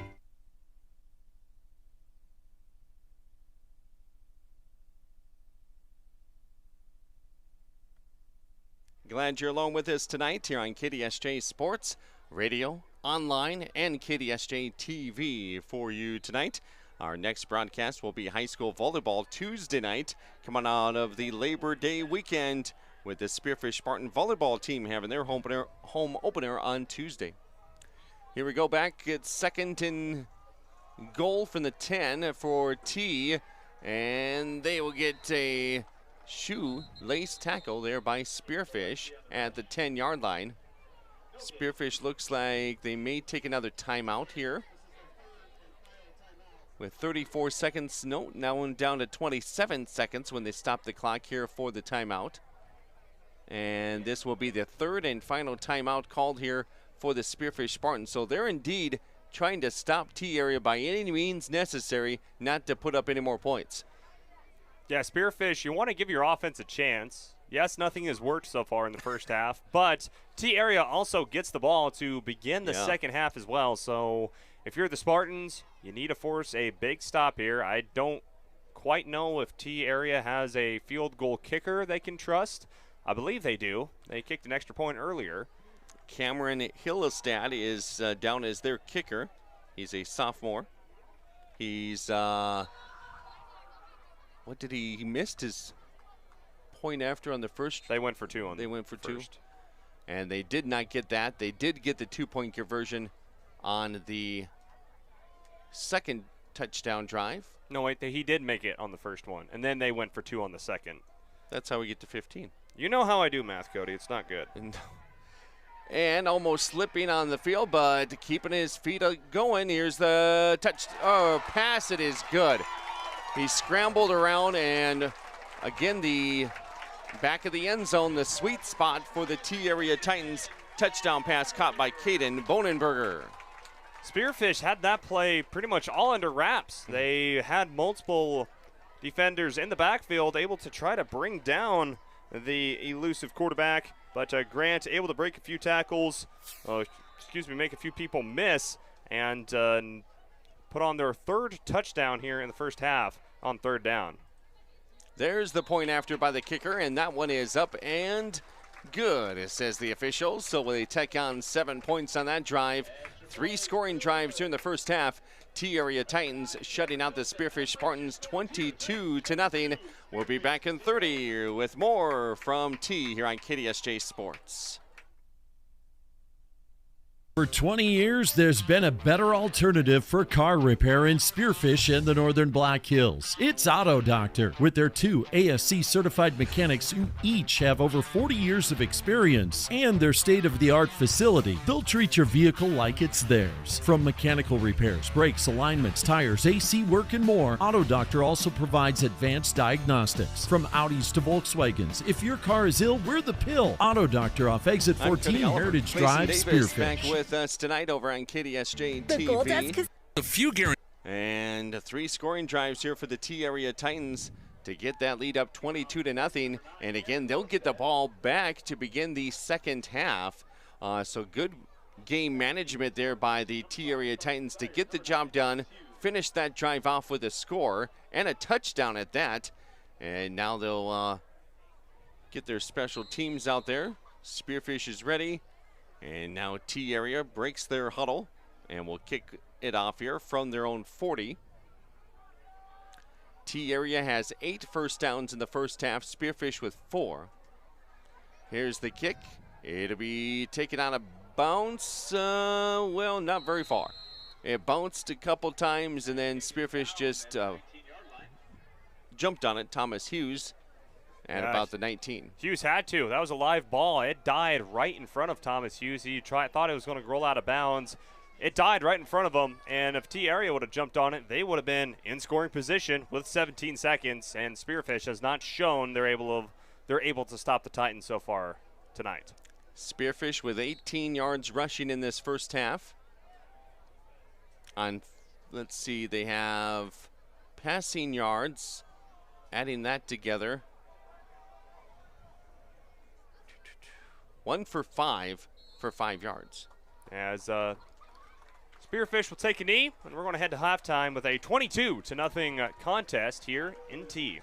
3 touchdowns for the T-Area Titans, 1 coming in the first quarter on the first play from scrimmage, and then 2 touchdowns here in the second quarter. We'll add up the numbers here at halftime and put together some stats and our Junix Chrysler Jeep Dodge Ram scoreboard at halftime. And it's all coming up, being brought to you by Wolf's Plumbing and Heating next here on KDSJ Sports. Invites you to try the new menu items now being offered at Maverick Steak and Cocktails. Watch the action as you dine inside the Gold Dust Casino with tables overlooking the gaming floor. Enjoy over 210 of the newest slot machines and table games in Deadwood. And use your club card for great discounts at the 2 hotels right in the middle of the action. Get reservations today by calling 605-559-1400 or visiting golddustdeadwood.com. No matter what life throws in your direction, Dana Dental Arts and Spearfish reminds you to make you and your family's dental health a top priority. Putting off small problems now can lead to big ones later. We are small enough to feel like family, but big enough to bring you the latest technology. Before your lives get too hectic with school, sports, and other extracurricular activities, schedule a comprehensive exam now. We love our patients. Celebrating 50 years of dentistry in Spearfish. Let our family care for your family. It's time to take advantage of the last great savings of the summer during the Labor Day sales event at Junix and Spearfish. Get limited time savings on our huge selection of vehicles, like 3.9% APR financing up to 72 months on every new 2025 Ram 1500, plus 10% off MSRP and $2,000 bonus cash or trade assistance. Visit Junix.com to see what's available. Then build your deal online to see what's possible at Junix Chrysler Dodge Jeep Ram on West Jackson and Spearfish. Jake's Collision Repair stands behind all of their work with a lifetime guarantee. Jake's Collision Repair uses only original parts made by your vehicle's manufacturer instead of lower quality aftermarket parts. Certified technicians work with the latest state-of-the-art equipment, and Jake's Collision Repair is preferred by most insurance companies and works with all of them. Jake's Collision Repair, 2416 Junction Avenue in Sturgis and 4415 East Colorado Boulevard in Spearfish. Monument Health Orthopedic and Sports Medicine is here when you need us for the extreme athletes or those everyday activities. From kiddos with broken bones Orthopedic and Sports Medicine. It is time getting now you for the moving Wolves again, Plumbing and so you Heating can halftime confidently show. say, I'm And back. at halftime, Go it is to the T-Area Titans, monument.health/orthopedics to find out here more. in Class 11 AA. They have the advantage over the visiting Spearfish Spartans. At the break, it's 22-0 in favor of the T-Area Titans. I'm Cody Oliver along with Clayson Davis over at KDSJ-TV. And a big drive there by T-Area at the end of the first half to get it into the end zone. A touchdown, a point after, and they're going to get the ball back here to begin the third quarter. So your thoughts on how the half ended and how Spearfish just not much going on offense? If you're a T-Area Titan, that went exactly how you wanted it to go. You're running the ball with great success. Pretty much in any formation that you're in, you're able to run with success on the Spearfish Spartans. You're punishing the Spartans on the end of each run. You're getting into the end zone even when Spearfish has T-Area wrapped up, like on that last touchdown pass. Grant was able to find an open receiver in the back of the end zone. T-Area hasn't had to throw the ball very often because they're just running it at will over the Spartans. And then, like you said, Cody, they get it to begin the second half as well. And Spearfish need to have a lot of adjustments here at halftime to stop this T-Area downhill attack that's been just torching the Spearfish Spartans throughout the first half. And that first half recap, we look at the scoring drives. It's all T-Area Titans. They scored on their first play from scrimmage, a 60-yard touchdown run by their quarterback, Mitch Grant, on the keeper. And then that was it for scoring. So other than that bullet 17 seconds into the game, Spearfish held steady with the Titans the rest of the first quarter. Then the floodgates are starting to creep open here in the second as T-Area gets a touchdown 1 minute and 44 seconds into the second quarter. Brenner Conrad, their running back, he was their quarterback at times last year. He had, a 22-yard touchdown run. That capped off a 6-play, 67-yard drive. That took 2 minutes and 44 seconds off the clock. That made it 15-0 in the second quarter. Then later on in the second quarter, late in the second, Caden Bonenberger caught a 10-yard touchdown pass. That capped off a 5-play, 25-yard drive that took 2 minutes and 17 seconds. That made it 22-0 after the point after, and that's where we stand here at halftime, 22-0 in favor of the T-Area Titans. First downs, 4 for Spearfish, double that for the T-Area Titans with 8. Spearfish has 19 carries for 41 yards. T-Area 20 carries for 190 yards on the ground in that first half. Stats don't lie. Passing, it is 1 of 5 for Spearfish. Not much confidence going now for Spearfish through the passing game for just 5 yards. T-Area Titans 1 for 4 with 7 yards. Each team has a turnover on interceptions, so no fumbles. 1 interception for both teams. Spearfish has punted it 3 times, T-Area twice. Time of possession, about even. 12:39 for T-Area, Spearfish 11:21. 3 penalties on Spearfish with 12 yards. 5 penalties on T-Area for 25 yards. And 3 touchdowns is the difference. T-Area putting together some drives, capping them off with TDs. 2 rushing touchdowns, 1 passing touchdown. Let's break it down with our individual leaders from the first half. Here's Clayson Davis. And starting off with T-Area, led on the ground by Mitch Grant, the quarterback. 5 carries, 82 yards and a touchdown. That 60-yard touchdown to begin the game was most of his rushing total. Brennan Conrad, the fullback, is 6 carries, 54 yards and a touchdown. 9 yards a carry for the 6'3", 230-pound fullback for T-Area. Carter Brown, 5 carries for 40 yards, and Cade Korleski, 4 carries for just 14 yards. Through the air for T-Area, Mitch Grant, 4 for 7 for 42 yards, a touchdown with an interception. And their leading receiver has been Carter Brown, 1 catch for 24 yards. Caden Bonenberger had a catch for 10 yards and a touchdown at the end of the first quarter. First half, that is. Spearfish On the other side, Jack Coet, 8 carries, just 32 yards, 4 yards a carry for Jack Coet, long as 10 yards for him. Mick Bosch, the starting running back for the Spartans, 4 carries for 13 yards, 3.3 yards a carry. Thomas Hughes, 5 carries, just 3 yards on the play, on the game so far. And as a team, -3 yards net rushing in the first half for Spearfish. And let's go defensively. I see probably Brock Lewis leading the way for Spearfish. The interception was by Sire. Anybody else to point out?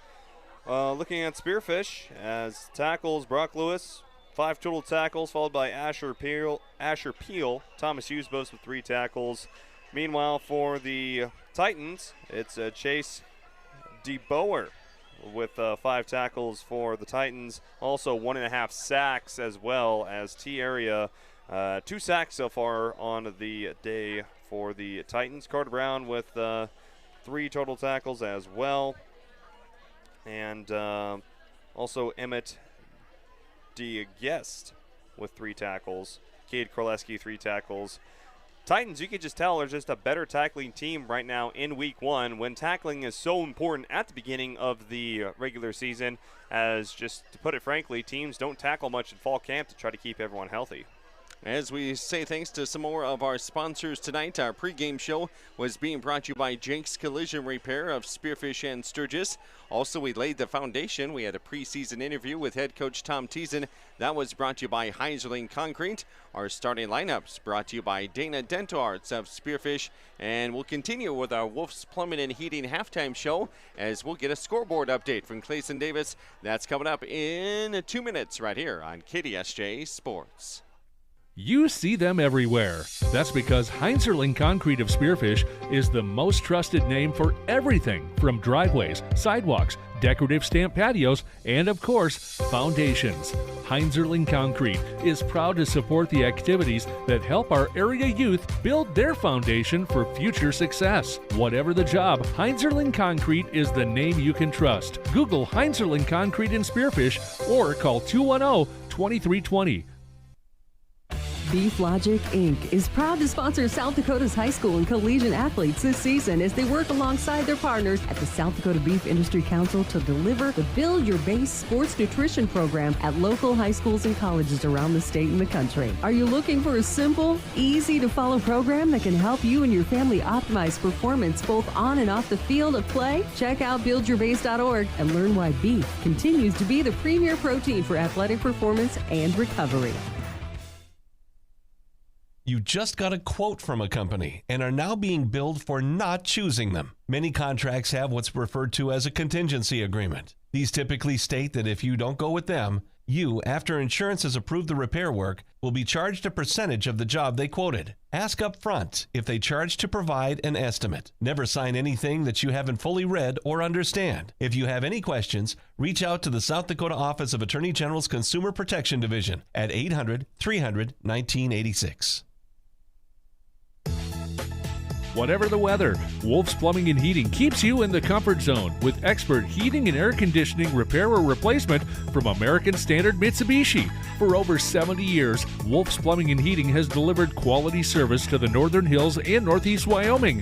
When you need timely, expert service for heating, cooling, or plumbing, call 605-642-5755 or search Wolf's Plumbing and Heating and stay in the comfort zone.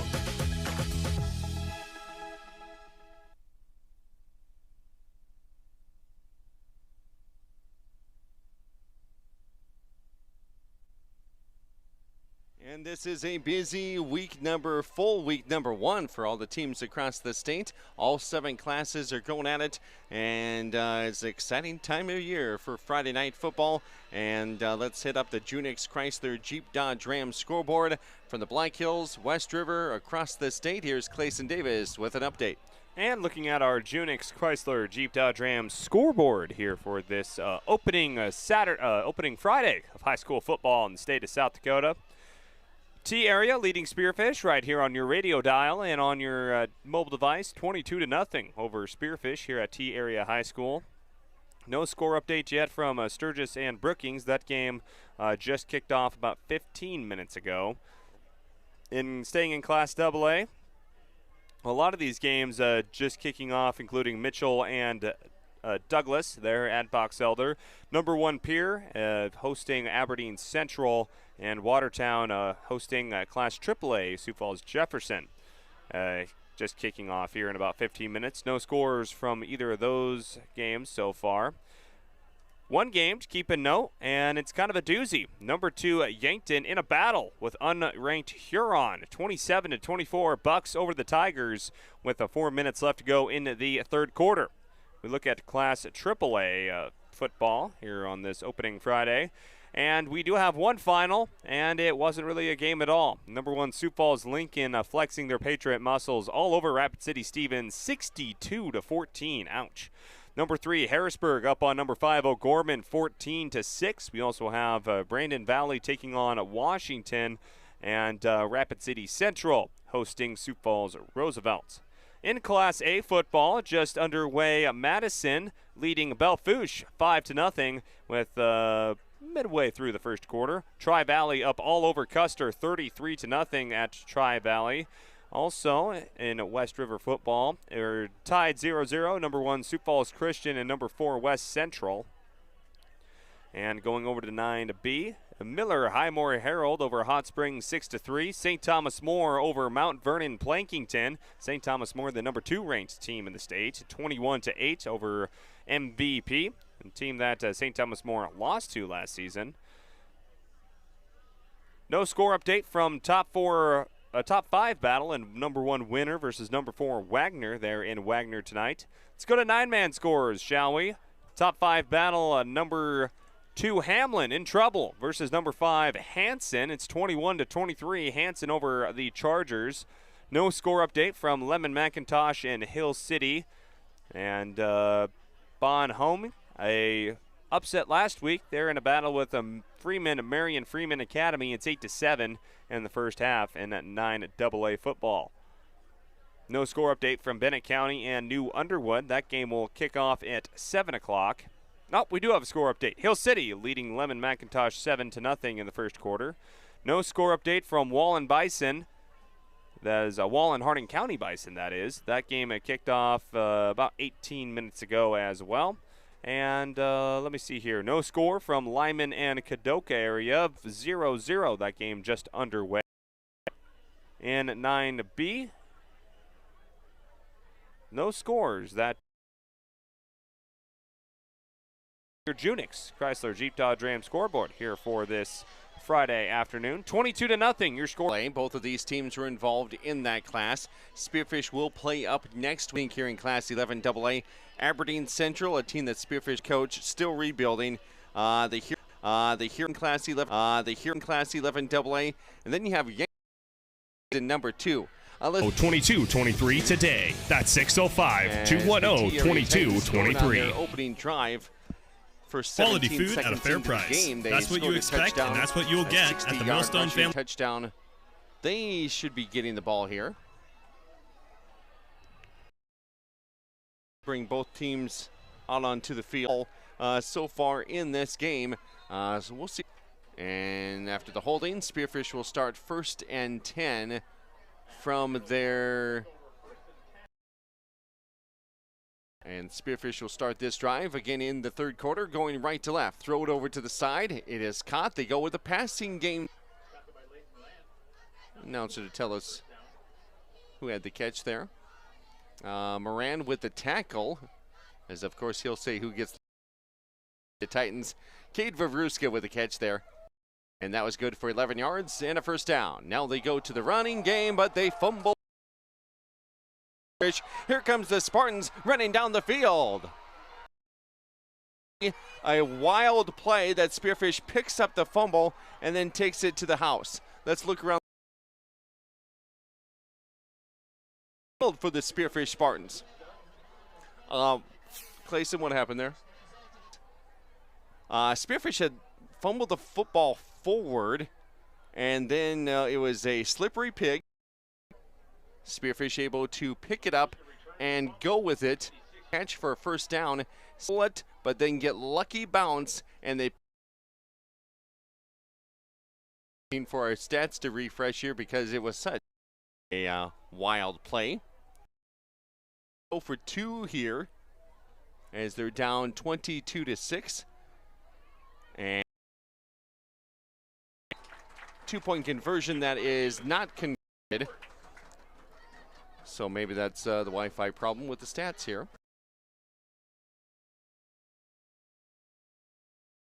Scored the touchdown, the 2-point conversion failed. So it is 22-6. 15 left to play in the third quarter. Both of these teams have scored early on in each quarter, as it was T area scoring 17 seconds into field. The down marker is second down. It's 6 to go. Titans at their own 37 for the near hash mark. Spearfish bringing a rush again. The pass over to the side is going to be incomplete, as the ball will go dead. Clock stopped on the incomplete pass at 9:39 left to go here in the third quarter. On the Junix Chrysler Jeep Dodge board, the Spartans get up there. Now down 22-6. After giving up 3 touchdowns in the first half, they get a touchdown of their own here in the third quarter. That pass from Mitch Grant to Korleski was incomplete. So now third down, and the T area Titans have a 3rd and 6. They bring a man in motion. They look to this near side. The pass is complete, and then he steps out of bounds, but it's going to be a completion for a first down up to about the 45-yard line. Carter Brown makes the grab here for T area to move those chains. Clayson, don't throw any of the KDSJ-TV equipment out the window, please. It's getting very, very tempting right now. It's week 1 for all of us. Let's just put it that way. Wi-Fi is great when it works. It's terrible when it doesn't. That's it. We rely on Wi-Fi a lot here on the road, and we're at different stadiums and press boxes each week. 9:35 left to play here in the third quarter. I'm keeping things live here on KDSJ Radio. We're now back up and running on KDSJ-TV, so don't give up on us over there at Facebook Live and our YouTube channel. And that will be a rush here for the Titans. We've had some missed tackles for the Spearfish Spartans, 2 or 3 of them in this game, and instead of wrapping them up at midfield, he got an extra 4 yards out of it. Now into Spartan territory at the 46. T area, a little bit of the option game under center. Of course, we heard in a pregame that Mitch Grant, sophomore quarterback, moving him to quarterback allows Conrad to be more of a pure runner, and Grant, he's more of a pure runner at quarterback himself. And just a lot of weapons for this T-area offense to run the ball with. As now Grant rolls out to the right side and will just throw downfield, and it's picked off. That's Thomas Hughes again with an interception. And now Spearfish. We're going to have a flag coming in late on the play as the Spearfish Spartans, number 71, Asher Peel, literally pancaked a T-area Titan over here. So the flag will probably go on Peel. It'll be after the interception. So the INT should stand by Thomas Hughes. That pass didn't go down the field very much, and Hughes was right there with the pick.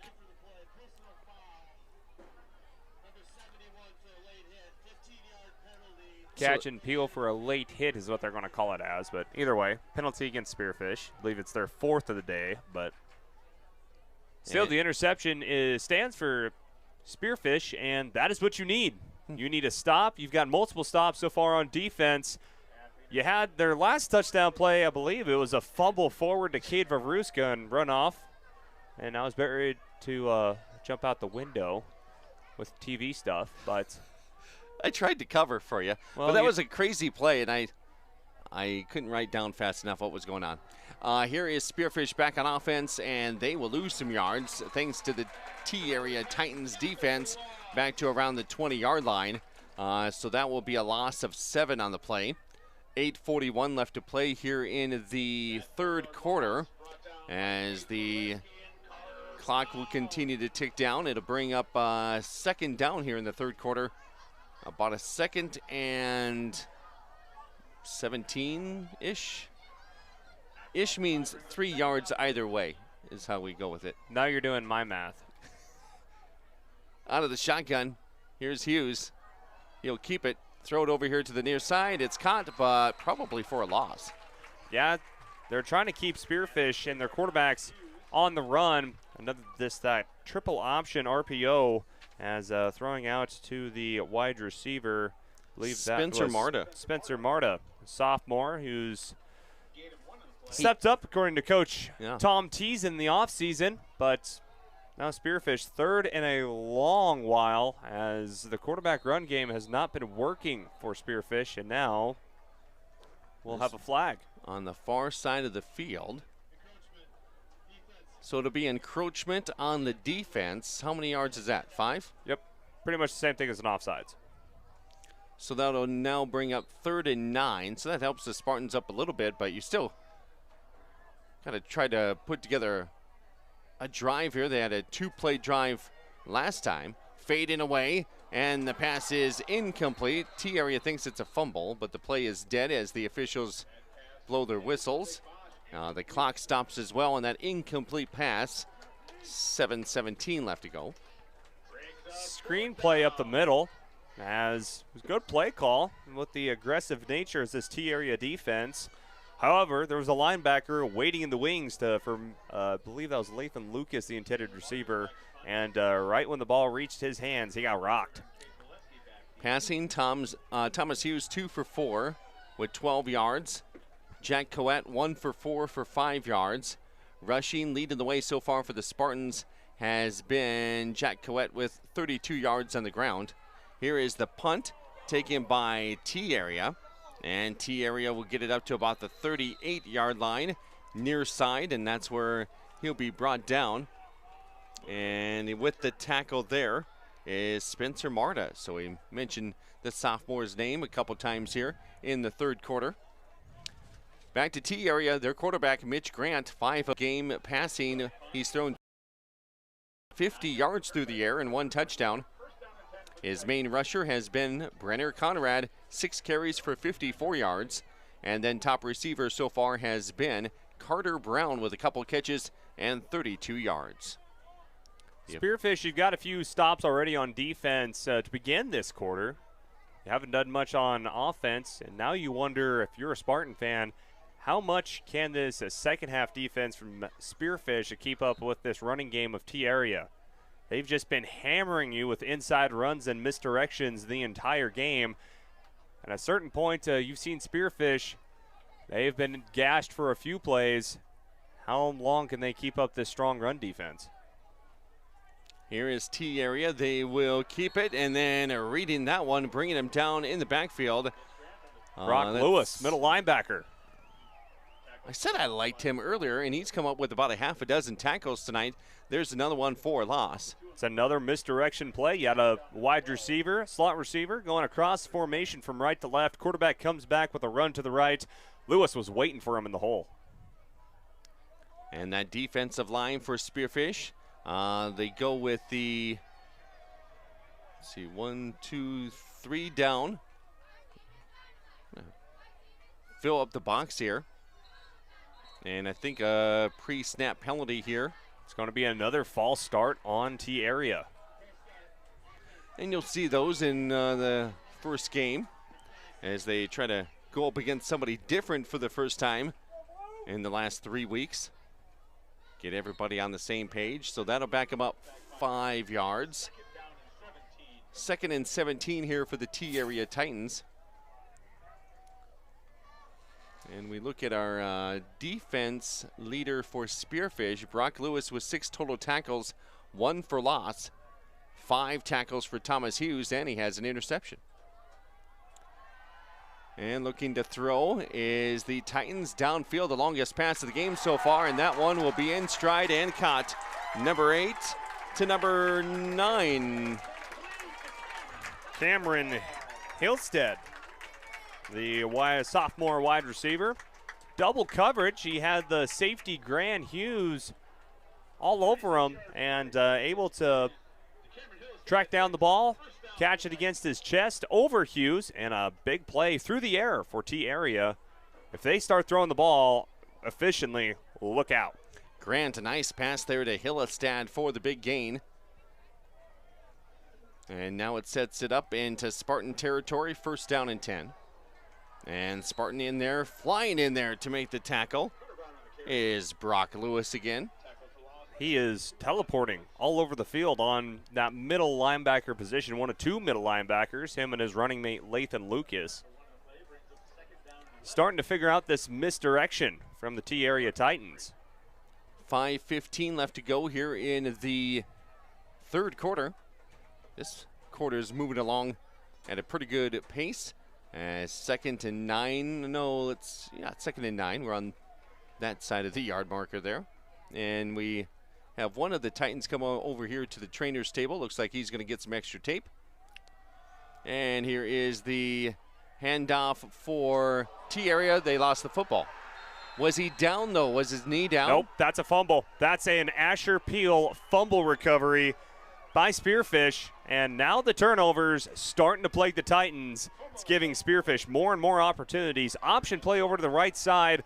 Late pitch right there was the defensive back. I think that was Carson Sire putting his hat on the football. Asher Peel right there getting the fumble recovery. Spearfish back in business on offense, down 22-6. It's our first fumble, or no, that other fumble actually went forward for Spearfish, and they scored a touchdown off of it. So that'll be fumble number 1 of the game. We've had a few interceptions. Now Spearfish just needs to settle in, and, well, that play had nothing going from the start. In fact, the play didn't even start as they blew it dead as 2 players went in motion for Spearfish. One tried motioning it back to the other side. As either way, when you have 2 people in motion before the play starts, someone probably screwed up. T-Area Titans 212 yards on the ground tonight, 109 for Spearfish. Passing 86 yards for T-Area, 17 for Spearfish. As T-Area has a 22-6 lead, under 5 minutes left to go. 3rd quarter. Another side snap to Hughes. He's in trouble. And he throws it. It is caught. Gets some positive yards there before going out of bounds. Carson Sire with the catch. It's probably about the best case scenario for Spearfish on how that play started. High snap. Hughes, not the tallest quarterback. He was able to get on it, roll out, beat the containment by the defensive end from T-Area. Throw a little out route to Carson Sire for a gain. It's a short gain. It's about maybe 3 yards, but it could have been a lot worse for Spearfish. So it looks like the Spartans now settling with Hughes over the last couple of drives at quarterback. Another high snap. We'll see what Hughes can do with it as it is batted down and it goes incomplete. Spartans kind of got lucky on that play just being batted down. Defensive tackle Cody Peterson, 6'6", 265. Thomas Hughes has not seen 6 feet his entire life. And it's hard to throw over a 6'6" defensive tackle when he's right in your grill to bring up 3rd and long. Are you serious on those? Yeah. 6'6", 265. That was my size when I played college football. I haven't played college football in about 2 years. And I am not 265 anymore. Here's shotgun formation. 3rd down. We'll see how the Spartans do on this. As rolling out, looking downfield. Good coverage by the Titans. And we just hope Thomas Hughes doesn't get hurt here as he crosses the 40-yard line. It's going to be a flag on the play. Either they're going to catch the right tackle for Spearfish, number 77. With the hold, probably? Sam Marcus. He's going to be the guilty party with the hold. When you're an offensive lineman, though, I understand it is hard when you have a quarterback that stays in the pocket, then rolls out due to the pressure, and when you're an offensive lineman, your back's to the quarterback. You don't know where he's going until the offensive linemen start to peel off. You have a hold of him when you're trying to blocking, so it's hard to know when your quarterback's rolling out of the pocket to your side when your back's turned to him 90% of the time. There's been 2 sacks so far for T-Area. Spearfish has had some tackles for loss, but no sacks. There's been 3 turnovers on the T-Area Titans and 1 turnover by Spearfish.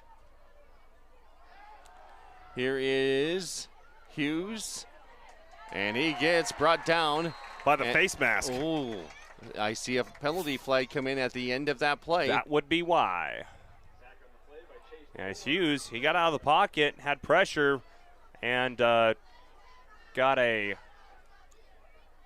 had his head ripped off, to put it frankly. Offensive line not giving him much time there in the pocket, so he's been scrambling around, and it's going to be face mask. Is there two different varieties here in high school? Yep, there's an accidental, and then there's a personal foul. I think this is going to go as a personal foul.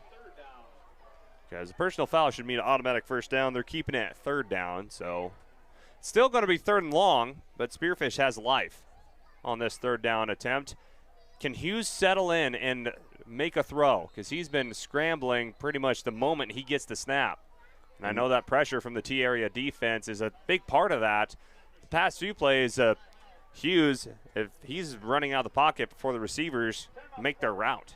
Timeout taken by the Spearfish Spartans on the far side of the field. On the Junix Chrysler Jeep Dodge Ram scoreboard, Titans 22, Spartans 6.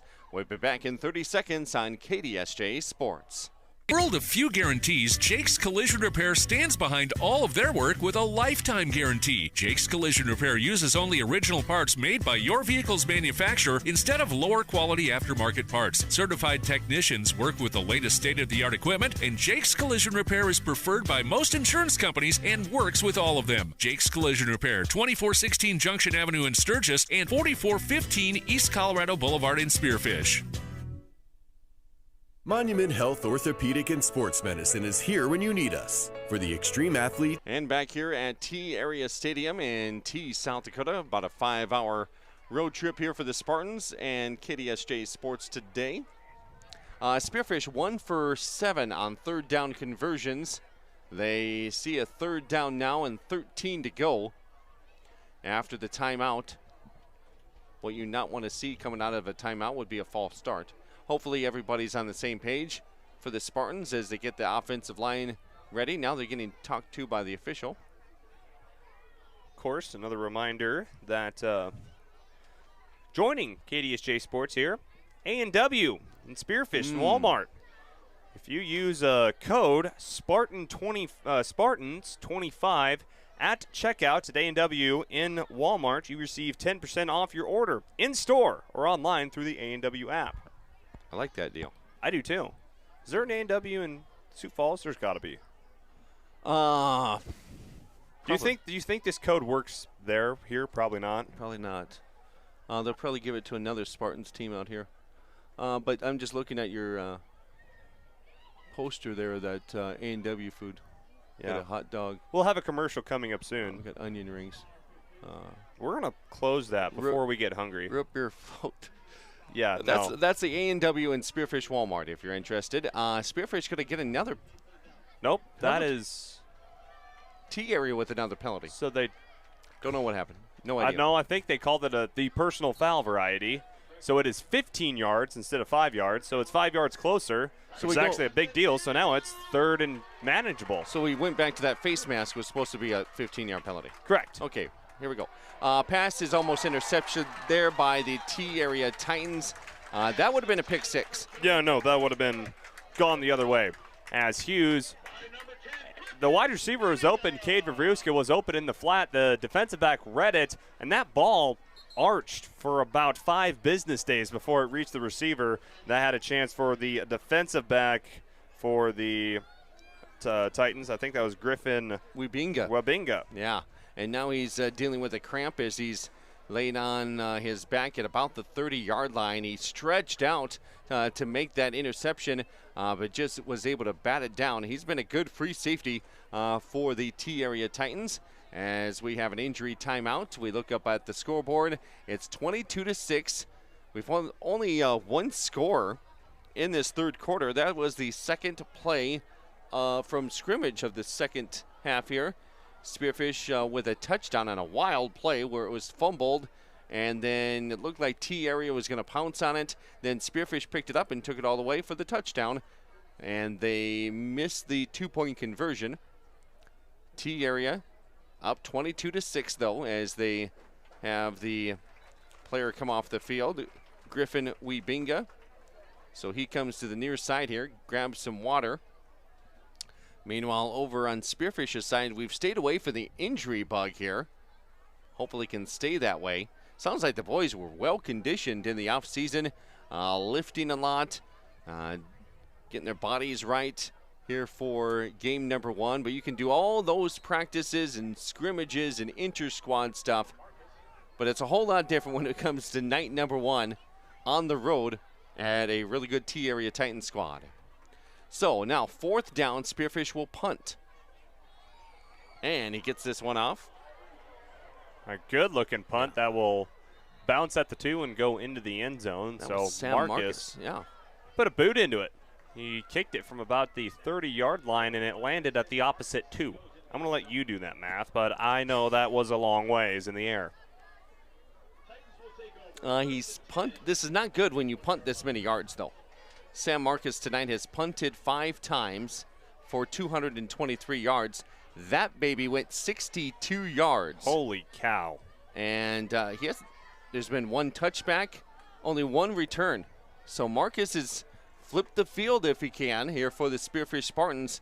Again, you don't want to be punting the ball 5 times for 223 yards. But if it keeps the team in the game here for Spearfish, here comes T-Area Titans holding on to that pigskin like it's a little baby. And now gets up to about the 28-yard line. And Spearfish able to bring him down, but not after about a gain of 7. Yeah, the running game for T-Area is going to continue to just push the Spartans down the field. You wonder for Spearfish how much gas you have in the tank to get put up with this running game from T-Area, as those big offensive linemen have just worn down your front 7, and then the likes of Conrad, the running back Carter Brown, Cade Korleski have just been putting a beating on your defense. Now T-Area is going to wind up in the I formation. And this will not go anywhere, so good stop there defensively. Spearfish has forced 3 turnovers, all in this second half. It was a handoff up the middle, no gain. Brock Lewis again on the tackle. Out of the 38 plays that T-Area's run tonight, 27 have them on the ground. They have 221 yards rushing, Spearfish with 109. So that's 221.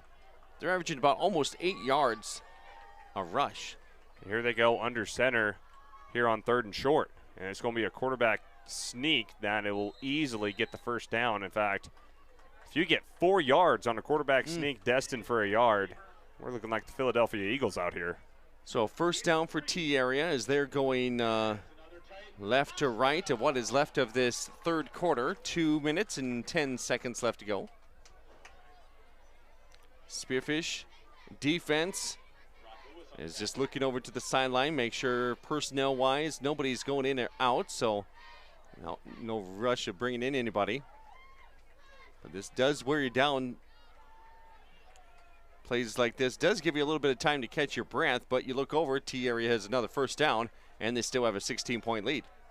It doesn't matter how much breath you can catch in between plays. It still wears on you, as now you see a carry for T-Area break 6 yards just on an I formation running back dive. That'll bring up 2nd down and about 4. Sam Marcus was the first one there, but couldn't wrap him up. So that will be a gain of 6 on the play for the T-Area Titans. Now they're winding down that clock here in the 3rd quarter. 1:15 left to go. They're in no rush as the quarterback comes in with the play for the sideline. Mitch Grant. He is a sophomore QB. He's looked good as a sophomore. I mean, he's hadn't had to throw the ball a lot, but just running the offense, being a game manager, making the right reads on options like he's doing right there has been key. And he makes Brock Lewis miss a tackle. Up across the 45, getting close to midfield. Excuse me, Lathan Lucas missing the tackle. Another first down here for the Titans as they move those chains. But as you can just see right there, just a simple veer option. Reminds me a lot of, you're going to hate me for this, 1990s Nebraska football. Reading the end man with the fullback, and quarterbacks rolling out. It's looking like Brooke Behringer out there for T-Area. Now you can curse me for bringing up Nebraska football. I was just going to say, Husker fans, just bring up stuff from the 90s all the time. It's 2025. Here we go, under a minute left to go in the 3rd quarter. Might just be one more play left here for T-Area as they ground and pound up across the midfield into Spartan territory. Again, another gain of about 5 yards, and that was Conrad. New quarterback was in the game. That was number 1, Deshelle Lowry, the senior quarterback, and I wonder if that was just, I see a Titan getting stretched out on the Titans getting stretched out on the sidelines. Everyone's cramping up, and thank goodness the Titans hit the fourth quarter. At the end of 3, the T-Area Titans do not score in the third quarter, but they have a 22-6 lead on the scoreboard over the Spearfish Spartans. We head to the fourth. In the first game of the season for both of these squads, we have T-Area Titans all over on the ground. We'll be back in 1 minute on KDSJ Sports. For those everyday activities, from kiddos with broken bones to retirees with creaky knees. Whether you're pumping iron or planting petunias, we'll be in our clinic locations throughout the region working together. Monument Health Orthopedic and Sports Medicine, getting you moving again so you can confidently say, I'm back. Go to monument.health/orthopedics to find out more.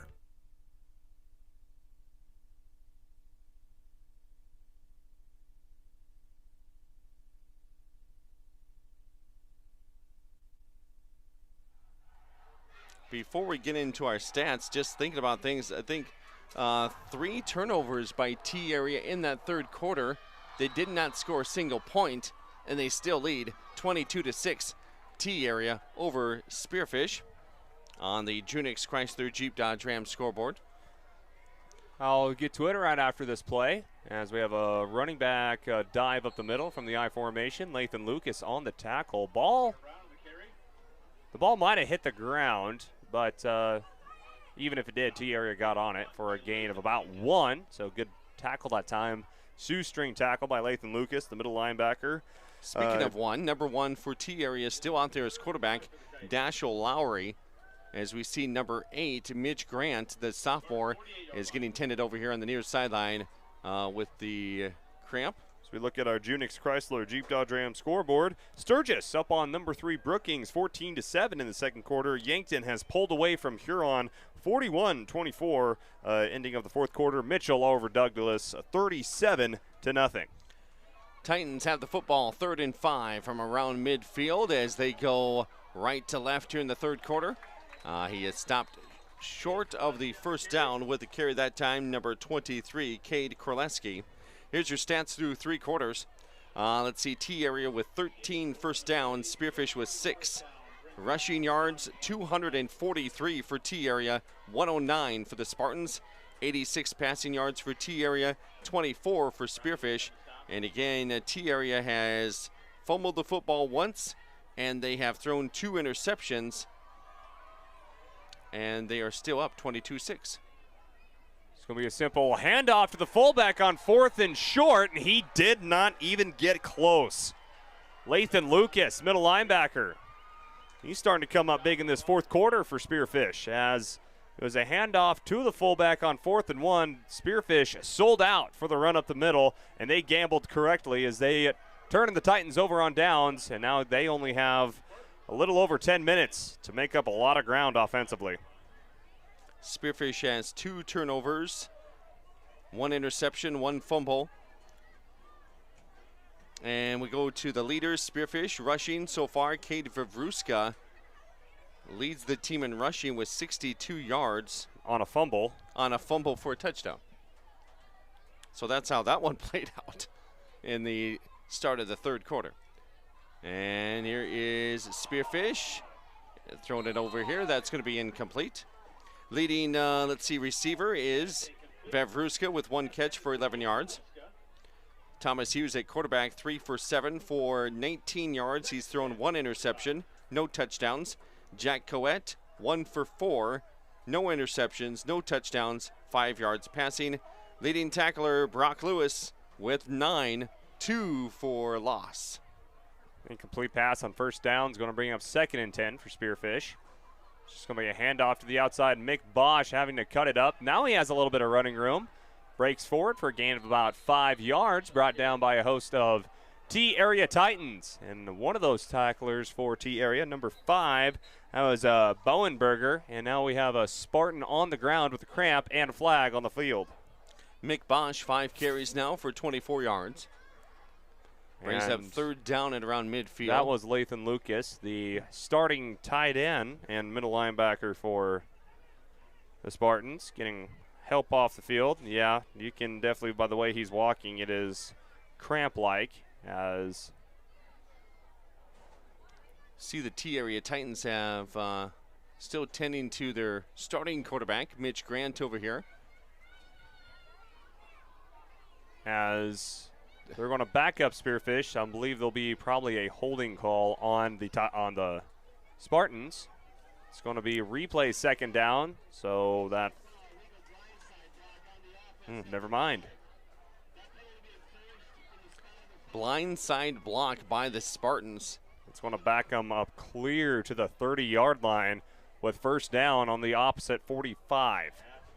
So a 15-yard penalty there on the Spartans, as we want to say thanks to the Millstone Family Restaurant. Also saying thanks to Heiserling Concrete tonight. And our title sponsor, broadcast booth sponsor, Monument Health. As now Thomas Hughes on a quarterback sweep to the right side. Got about 3 yards by Thomas Hughes. He gets up slowly. Still going to be third down and a mile for the Spartans with about 9:50, little under 9:50 left to go in the ball game. Again, this is the Spartans' longest road trip of the season, regular season that is. They'll head to Huron, who they were giving Yankton a run for their money earlier. Now the Bucks have pulled away, and T-Area see if they can get another defensive stop. Third down, 21 to go. Hughes rolling out of the pocket. We'll just have to throw it short to Cade Vavruska. A gain of about maybe 5 yards, gain of about 6 yards. Still going to bring up fourth and very long. And Spearfish, for as well as T-Area has been moving the ball, yes, they've had some turnovers. Do you go for it? It does not look like they will, and Spearfish will have to punt. T-Area Titans have everything covered in the secondary. There's nothing to throw downfield for Spearfish, so they've been just short throws, 5 or 7 yards, and just hope it gets caught in traffic. As good overall defense there by the Titans, as Leighton Morin had the tackle last time. And here's the punt by Marcus, his 6th punt of the night. And on the return here is the Titans. And this is Caden Bonenberger. He'll get it up to about the 30-yard line to start this drive for the T-Area Titans. And I expect the Titans to probably use a lot of clock on this drive, up 22-6. They've controlled the time of possession in this second half, as Spearfish's score was really quick. And let's see, possession time, 23 minutes for T-Area, 16 for Spearfish. And the big difference, rushing yards, 247 to 113. T-Area, again, with a backup quarterback in still, as Grant, I don't know if they necessarily want to rush him, as there's just a dive up the middle by the Titans from the I formation, as that carry, number 23, that is Cade Koleski, junior running back, 6'1", 180 pounds. That's still big for a running back, as this backfield for T-Area, they're not just big, they're athletic. And a gain of about 5 yards. Brock Lewis with the tackle. Nickel every time. We've said that tonight for the Spartans. Korleski's been good on defense as well. 6 tackles, 1 for loss. So now we have another handoff up the middle. This is a new running back for T-Area as he bowls over a Spartan for a first down carry. There's a penalty flag in the backfield. Zachary Webb, senior running back, 6'1", 163 pounds, and I don't think this is really going to matter. As I want to thank Jason Olson tuning in from Windham, Minnesota on KDSJ-TV, saying go Titans. Also want to thank Justin Moser, the rooting for the Spearfish Spartans, on tuning in on KDSJ-TV. Thanks for tuning in, even with despite all the technical difficulties and like to monitor anger management classes that Clayson Davis will be needing to taking due to technology here in the next few months. Thank you guys for tuning in. And Jason, great game so far. I would happen to agree. Everybody think of me as he is my driver in road rage on the way home tonight. Anyway, what do we have here? We have 2nd and 10 coming up here for the T-Area Titans at their own 29. The man goes in motion from right to left, handoff off the right side. This is another running back into the game for T-Area. Number 22, that is Brady Tapia, 5'7", 175-pound running back with a nice carry off the right side. Carson Sire with the tackle, and that will bring up 3rd down and about 5 for T-Area. Titans starting to go with some of their reserves and part of the 2 deep here. Now we get their starting quarterback in, Mitch Grant. After being dealt with on the sidelines with some cramps, he looks like he's ready to go. Wouldn't be surprised if we see T-Area go to the air as we have both Grant and Conrad in the gun formation. 3rd and 5. Looking near side, nothing there. Now he scrambles back, and I believe that's going to be a tackle for Asher Peel. A sack. That's Sam Marcus on the sack from his outside linebacker position, getting in the backfield. First sack for Spearfish tonight, and a lot of times where T-Area has been able to escape that Spearfish pressure, this time Sam Marcus is like, okay, we're tired of this, and just brings down Grant in the backfield. So now 4th and 13.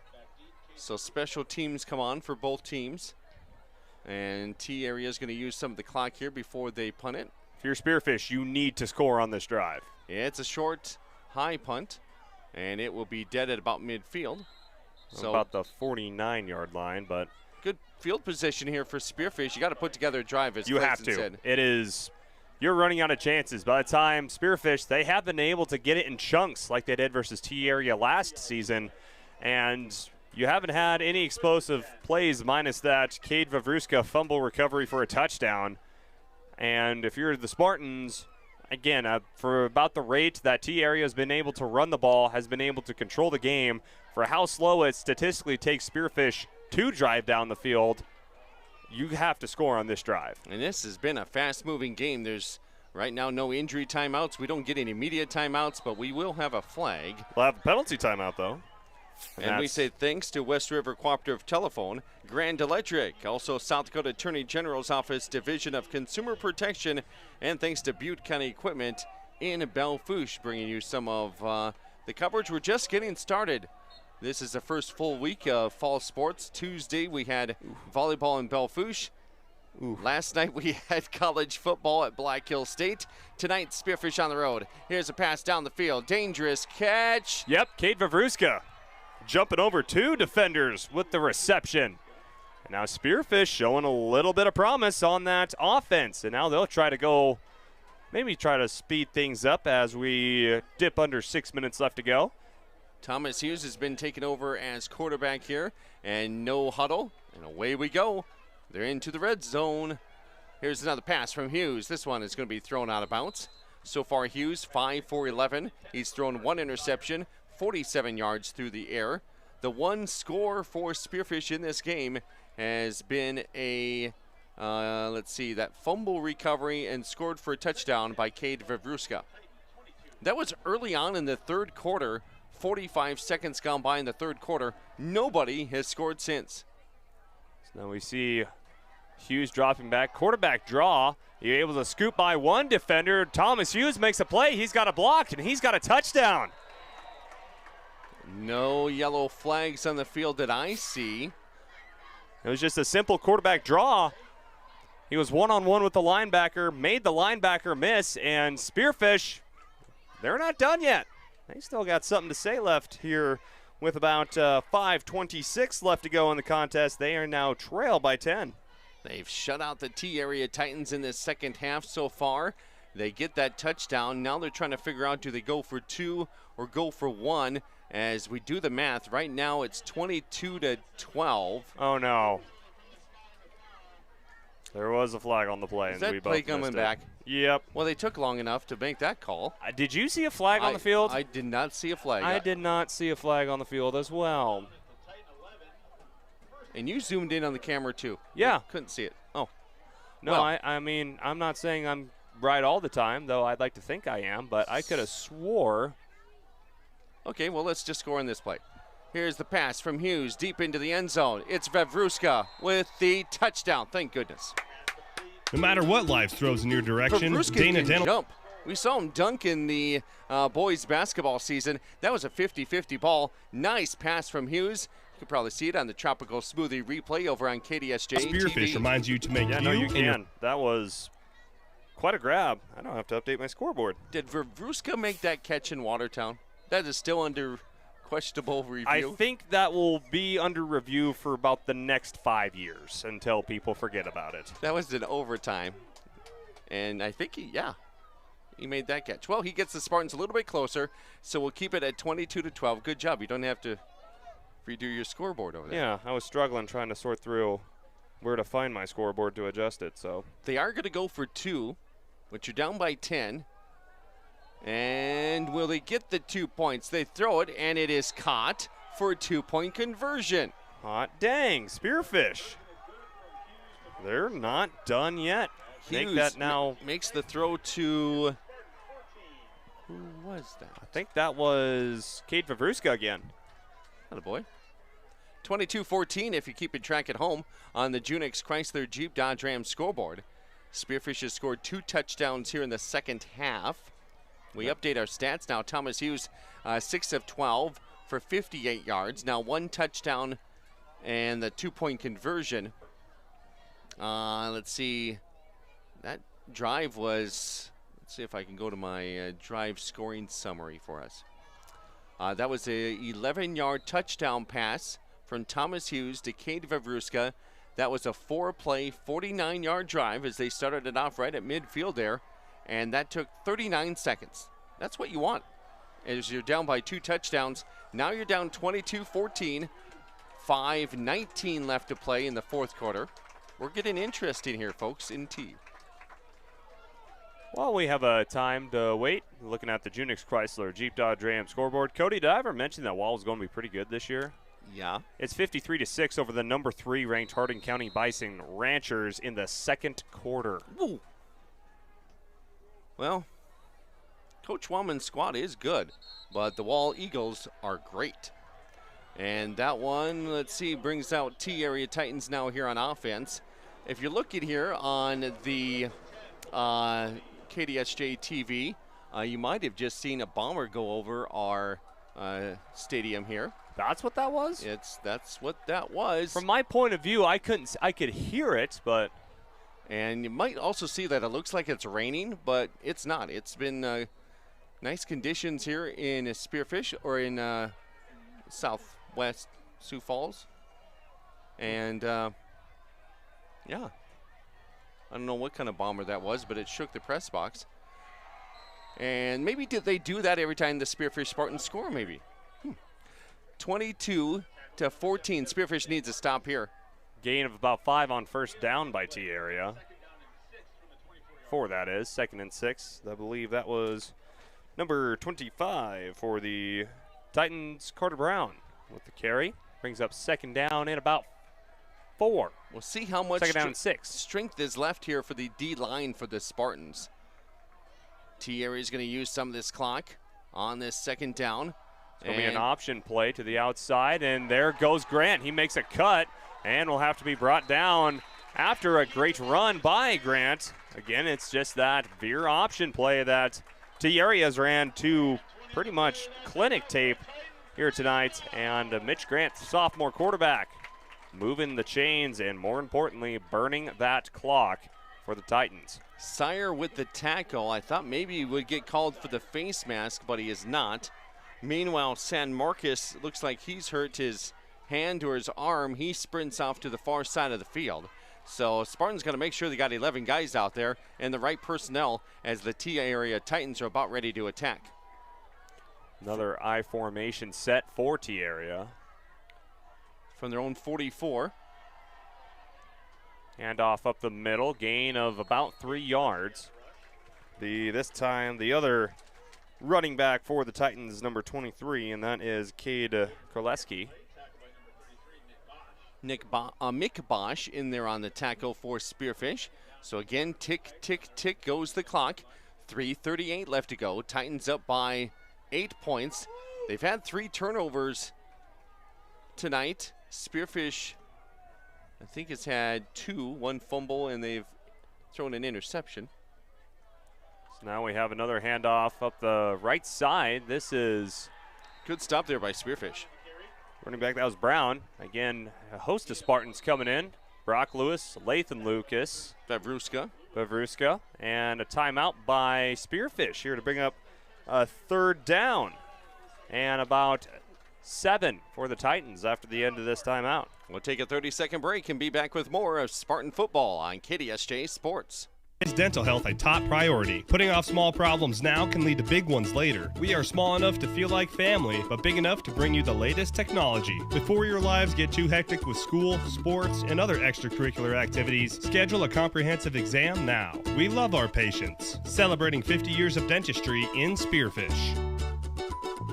Let our family care for your family.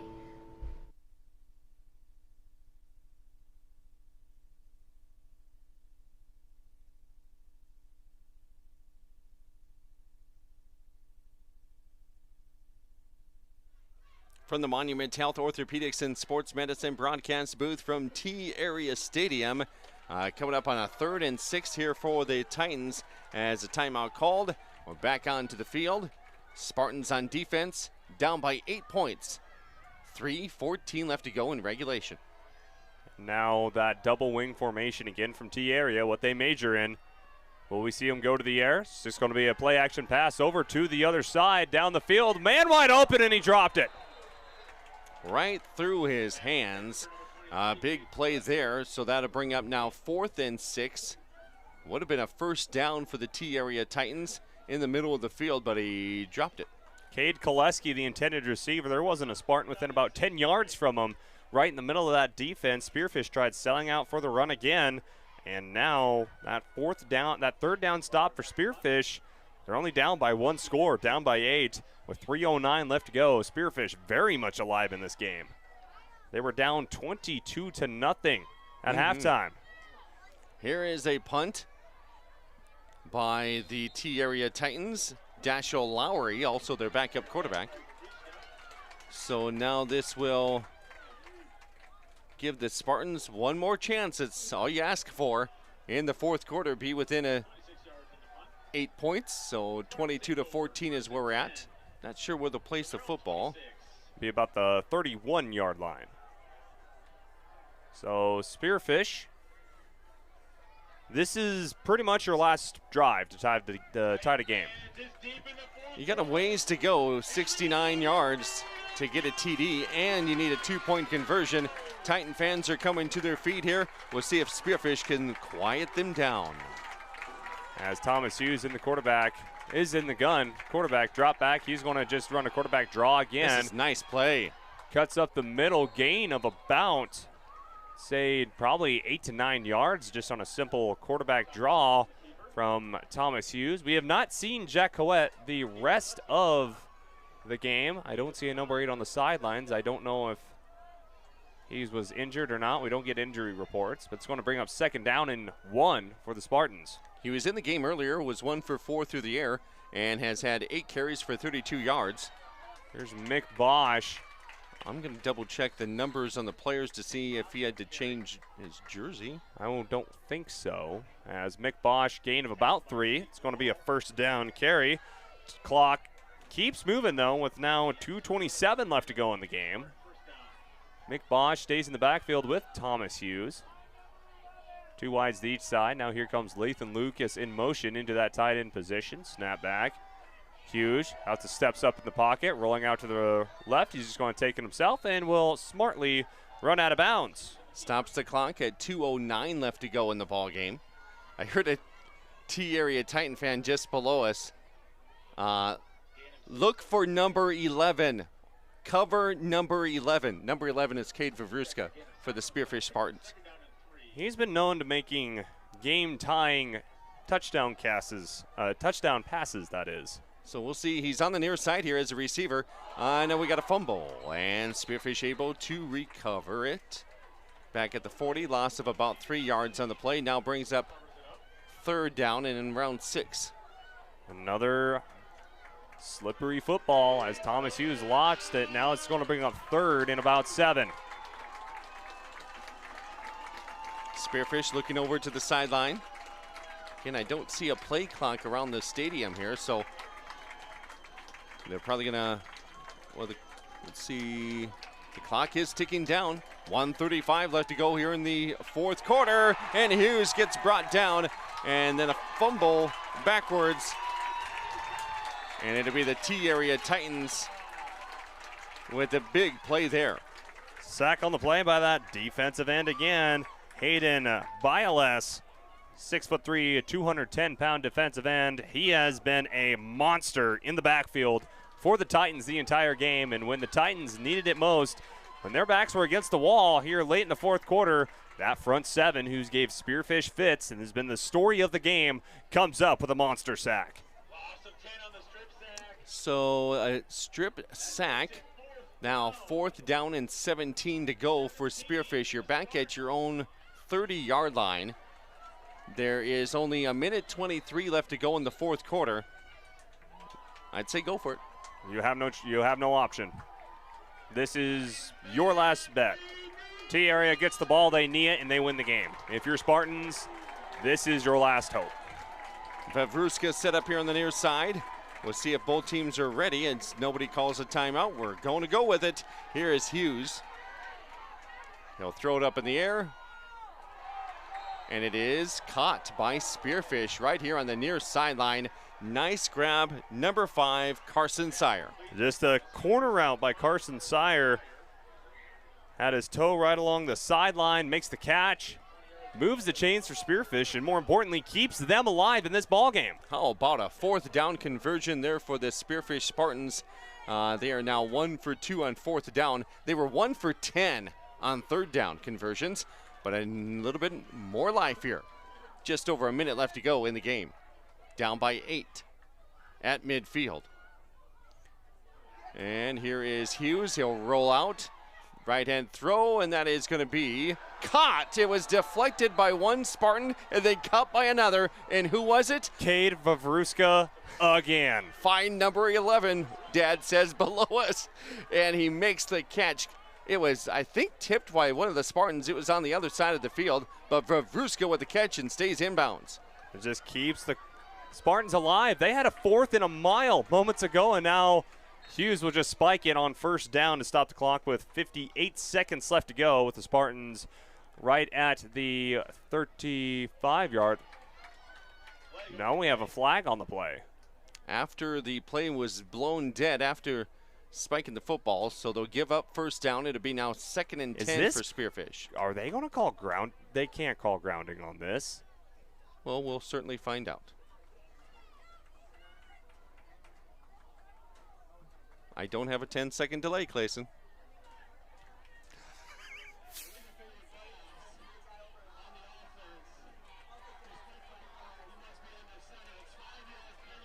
Are you kidding me? Illegal pass. You have to be under center to. That is the first time I have ever heard of that rule. 58 seconds left to play here in the 4th quarter. That is the first time I have ever. I will read the rule book on the way home, but. No, you're driving. That's a 10-yard penalty. And a loss of down. Oh, it is. Well, let's just get a 1st down here. The pass is incomplete, intended for Vavruska. So Spearfish tried to spike it, but the officials are going to say that was almost like a pass. And everybody knows what he meant to do. And it was a loss of down and a 15-yard penalty. And now we're in a hole. I'm not saying that's not a rule. It could be a rule, and I didn't know about it.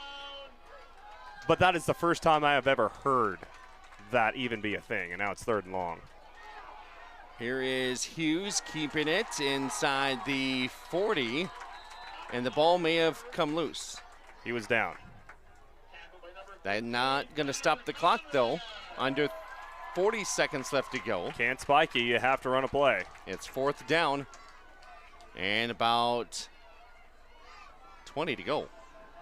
Looking down the field, here's Hughes. He now scrambles. He has to do it himself now, and he doesn't get enough for the first down as he gets to the 25.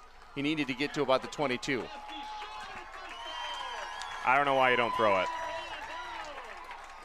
Thomas Hughes on the ground, needed 3 more yards, didn't get it. A big tackle there by the T-area Titans, and now a turnover on downs with 8 seconds left to go, and that was your ball game. As both teams will come back on the field with the offense for T-area and their victory formation, defense for Spearfish. A big penalty there on Spearfish on that drive. And they had things clicking with Hughes and Vavruska, but the game comes to a close, and the T-area Titans get the victory, 22-14, your final score. These two teams evenly matched up here in the opening game for the Spartans and the Titans. And Spartans dug themselves a hole, down 22-0 in the first half. They did not allow another point the rest of the game. Spearfish got themselves in it, but come up short as they lose 22-14 on opening night on the Junix Chrysler Jeep Dodge Ram scoreboard. Clayson Davis needs a hug. We'll be back with your El Sombrero postgame show coming up next on KDSJ Sports. Time to take advantage of the last great savings of the summer during the Labor Day sales event at Junix and Spearfish. Get limited time savings on our huge selection of vehicles, like 3.9% APR financing up to 72 months on every new 2025 Ram 1500, plus 10% off MSRP and $2,000 bonus cash or trade assistance. Visit Junix.com to see what's available. Then build your deal online to see what's possible at Junix Chrysler Dodge Jeep Ram on West Jackson and Spearfish. Make eating better, easy with Tropical Smoothie Cafe in Spearfish. Just because you're in a hurry doesn't mean you can't eat better. Made-to-order smoothies, wraps, sandwiches, and flatbreads that instantly boost your mood, all with delivery available. Plus, check out all the different flavors of smoothie bowls, salads, and even breakfast items. Located off I-90, exit 14 on Platinum Drive, just down the hill from the Holiday Inn. Eat well, live well at Tropical Smoothie Cafe in Spearfish. Whether you've lived here for years or if you're new to town, everyone wants to know the best place to buy a quality pre-owned car, truck, and SUV, or where to go to have your current ride kept in shape. Brandon Kemp here from Superior Auto Solutions in Spearfish. Need new tires? We got them, all major brands. Your brakes squeaking, or do you just hear something that's not quite right? We can help. Or maybe you're looking to upgrade to something a little more suitable. Well, you came to the right place. Superior Auto Solutions on Colorado Boulevard in Spearfish, or find us online at superiorautost.com. If it can be imagined, it can be created. Eaton Construction in Belle Fourche specializes in site development for your next commercial project. Size is no issue. Earth moving for grading on any level. Utility installation for single projects or entire subdivisions. Whatever the project, Eaton Construction has it handled. Gravel hauling. Construction of roads from scratch and down to basements. You know who you need for the job. Eaton Construction. Call 605-210-2223 today. That's 605-210-2223.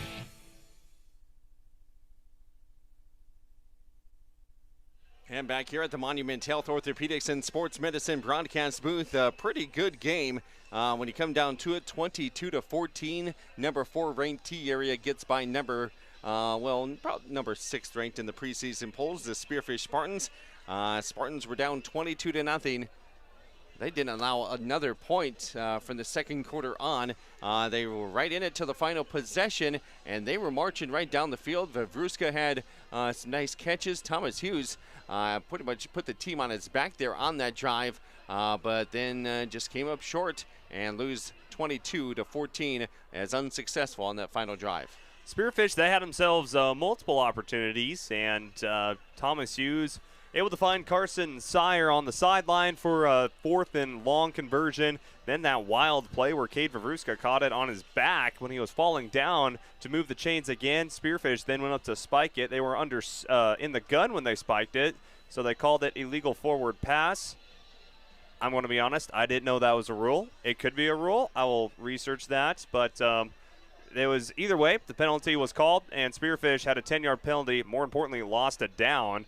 So then it was a 2nd and 20 with the clock ticking down. Then Spearfish, Thomas Hughes scrambled up the middle, got themselves into 4th down with the clock running. Hughes, he gave it a run. He had no one open downfield, had to just try to run for the 1st down. It was a long shot, and he got pretty close to it. He got closer than I thought he was going to get.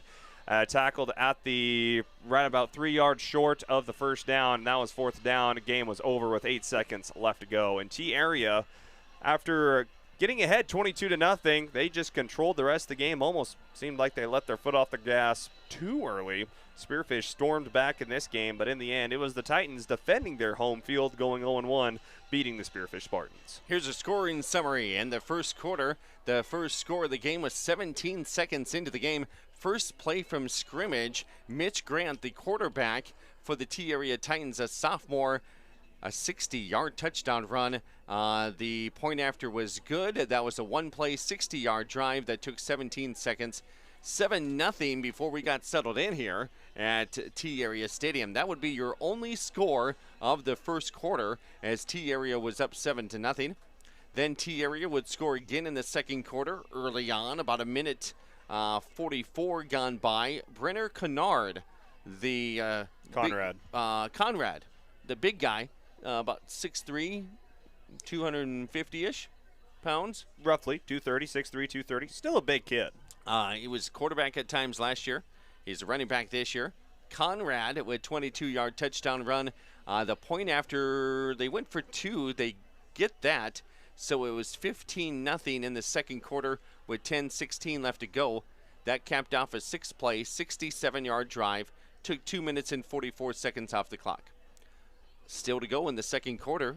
Late in the second, 17 seconds left to go before halftime. Caden Bonenberger catches a 10-yard touchdown pass. The extra point was good. That made it 22-0 late in the first half. That capped off a 5-play, 25-yard drive. Took 2:17 off the clock. And then it was 22-0 at halftime. Spearfish shut them out in the second half. As, Spearfish scores 45 seconds into the third quarter. They're going to give Cade Vavruska the touchdown there, as he picked up a fumble and ran it all the way in for a 62-yard touchdown run. That made it 22-6. That was a 2-play, 84-yard drive. And also for Spearfish, they would score again in the fourth quarter. 5:20 left to play. Cade Vavruska with 11-yard touchdown catch from Thomas Hughes. That was a 4-play, 49-yard drive. Took just 39 seconds off the clock. That's when they needed that touchdown real bad to make it 22-14. And then we talked about that final drive where they come up short. Quick look at the turnovers. Spearfish threw 2 interceptions, and they picked up a fumble. Time of possession wasn't that bad, 27-20. I thought it would be more in T-Area's favor.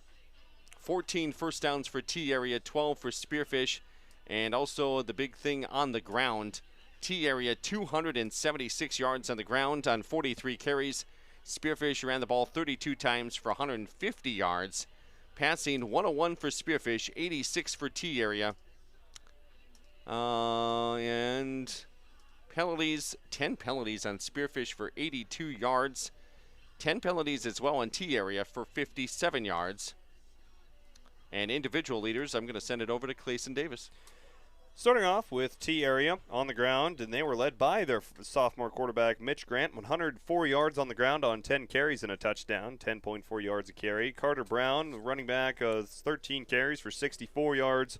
Brenner Conrad, the fullback, 7 carries for 53. Cade Korleski was 11 carries for 51 yards. On the Spearfish side, on the ground, they were led by Cade Vavruska, the wide receiver, on 1 carry, which was a fumble, 62 yards and a tutty. Thomas Hughes, 15 carries, 36 yards for 2.4 carry. Jack Coet, who exited the game early, 8 carries, 32 yards for 4 yards a carry. We do not know the status of Coet. We just did not see him the rest of the game.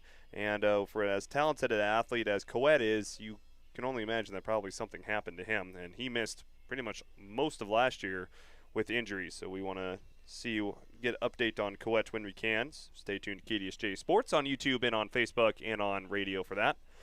Mick Bosch, 7 carries, 27 yards. As we go to passing, Mitch Grant was 6 for 12, 50%, 86 yards, a touchdown, 2 interceptions.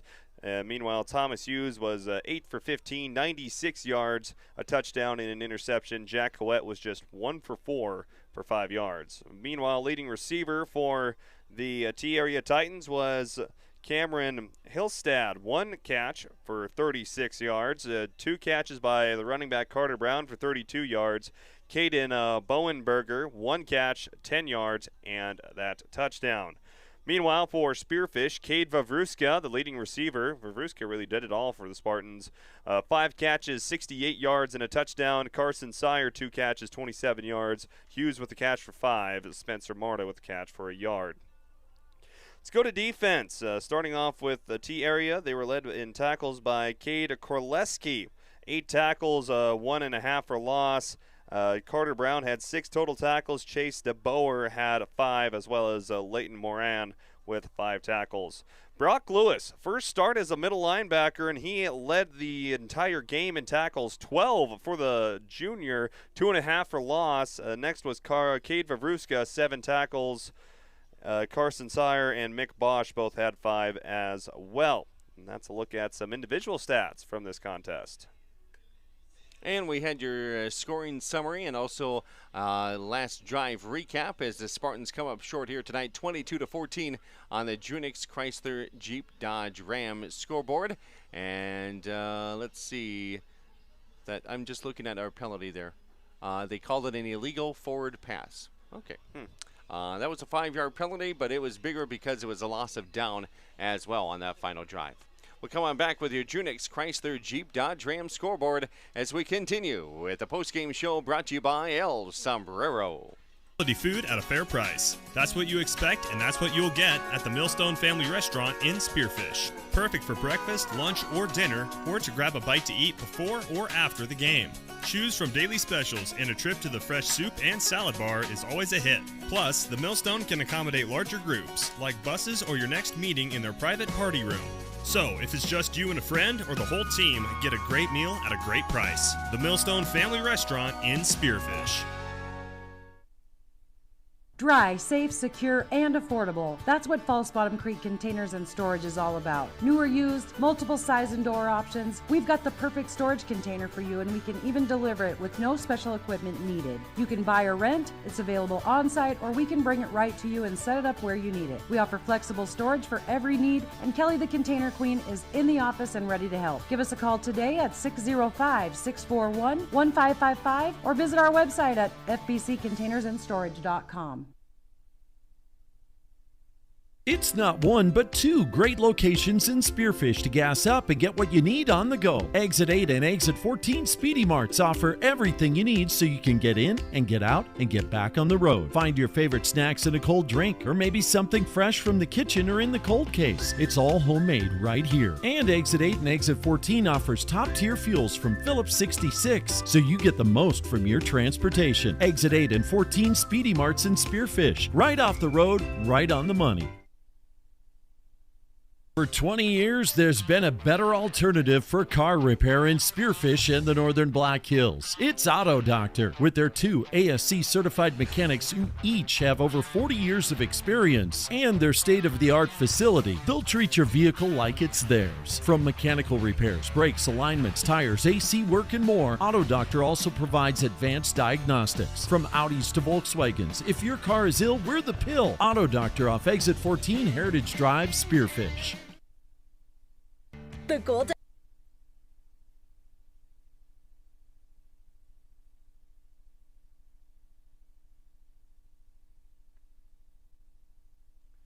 And back here at T-Area Stadium, just outside of Sioux Falls, it's time now to recognize our MVP and our player of the game. It is the Superior Performance, brought to you by Superior Auto Solutions. And we'll send it over to Clayson Davis for that recognition. And we're going to give it to junior middle linebacker Brock Lewis, our superior performance of this contest. Brock led all defensive players and tackles with 12 with his first start at inside linebacker. Coach Teason expects big things from him this year, and it was a close vote between him and Cade Vavruska for this superior performance, and Brock Lewis gets the nod as T-Area was shut out in the entire second half. That gave Spearfish a chance to come back in this game, so the defense and Brock Lewis keeping Spearfish in the game, and for his efforts, he is our superior performer, being brought to you by Superior Auto Solutions in Spearfish. He beat out some other good guys on defense for Spearfish. Sam Marcus had the lone sack. We had interceptions from Carson Sire and Thomas Hughes. And then Brock Lewis had 3 tackles for loss, along with his 12 total tackles for the Spearfish Spartans. So congratulations, Brock. You are our superior performance, brought to you by Superior Auto Solutions. We'll take a quick break and come on back with our Junix Chrysler Jeep Dodge Ram scoreboard next. You see them everywhere. That's because Heinzerling Concrete of Spearfish is the most trusted name for everything from driveways, sidewalks, decorative stamp patios, and of course, foundations. Heinzerling Concrete is proud to support the activities that help our area youth build their foundation for future success. Whatever the job, Heinzerling Concrete is the name you can trust. Google Heinzerling Concrete in Spearfish or call 210-2320. Beef Logic, Inc. is proud to sponsor South Dakota's high school and collegiate athletes this season as they work alongside their partners at the South Dakota Beef Industry Council to deliver the Build Your Base sports nutrition program at local high schools and colleges around the state and the country. Are you looking for a simple, easy-to-follow program that can help you and your family optimize performance both on and off the field of play? Check out buildyourbase.org and learn why beef continues to be the premier protein for athletic performance and recovery. Casino invites you to try the new menu items now being offered at Maverick Steak and Cocktails. Watch the action as you dine inside the Gold Dust Casino with tables overlooking the gaming floor. Enjoy over 210 of the newest slot machines and table games in Deadwood. And use your club card for great discounts at the 2 hotels right in the middle of the action. Get reservations today by calling 605-559-1400 or visiting golddustdeadwood.com. No matter what life throws in your direction, Dana Dental Arts and Spearfish reminds you to make you and your family's dental health a top priority. Putting off small problems now can lead to big ones later. We are small enough to feel like family, but big enough to bring you the latest technology. Before your lives get too hectic with school, sports, and other extracurricular activities, schedule a comprehensive exam now. We love our patients. Celebrating 50 years of dentistry in Spearfish. Let our family care for your family.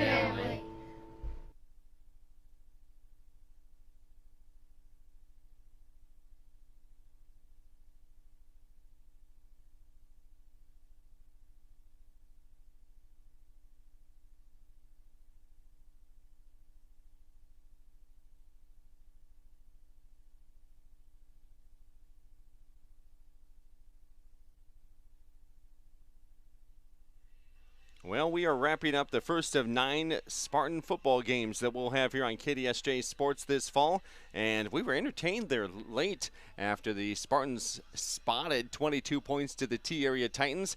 They forced 3 turnovers in the second half and put together a nice drive there at the end, but came up short and lose 22-14, your final score on the Junix Chrysler Jeep Dodge Ram scoreboard.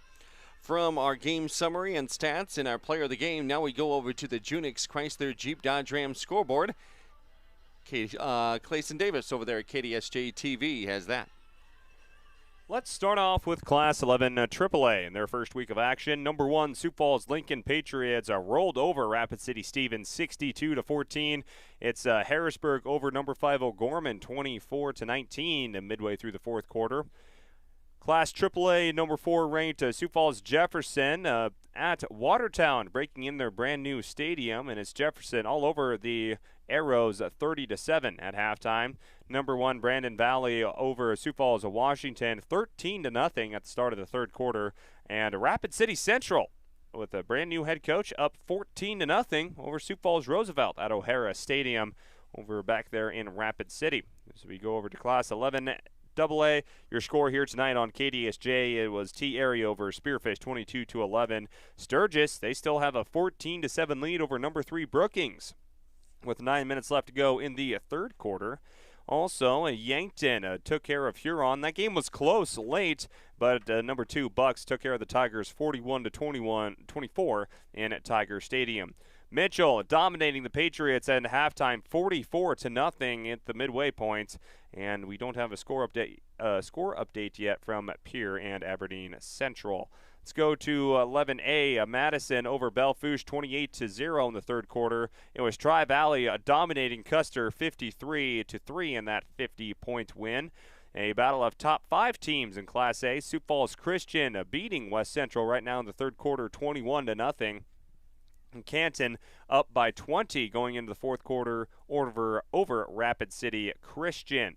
Let's go now to 11B. It was Miller Highmore Herald beating Hot Springs 13-10 at Bob Schroeder Field.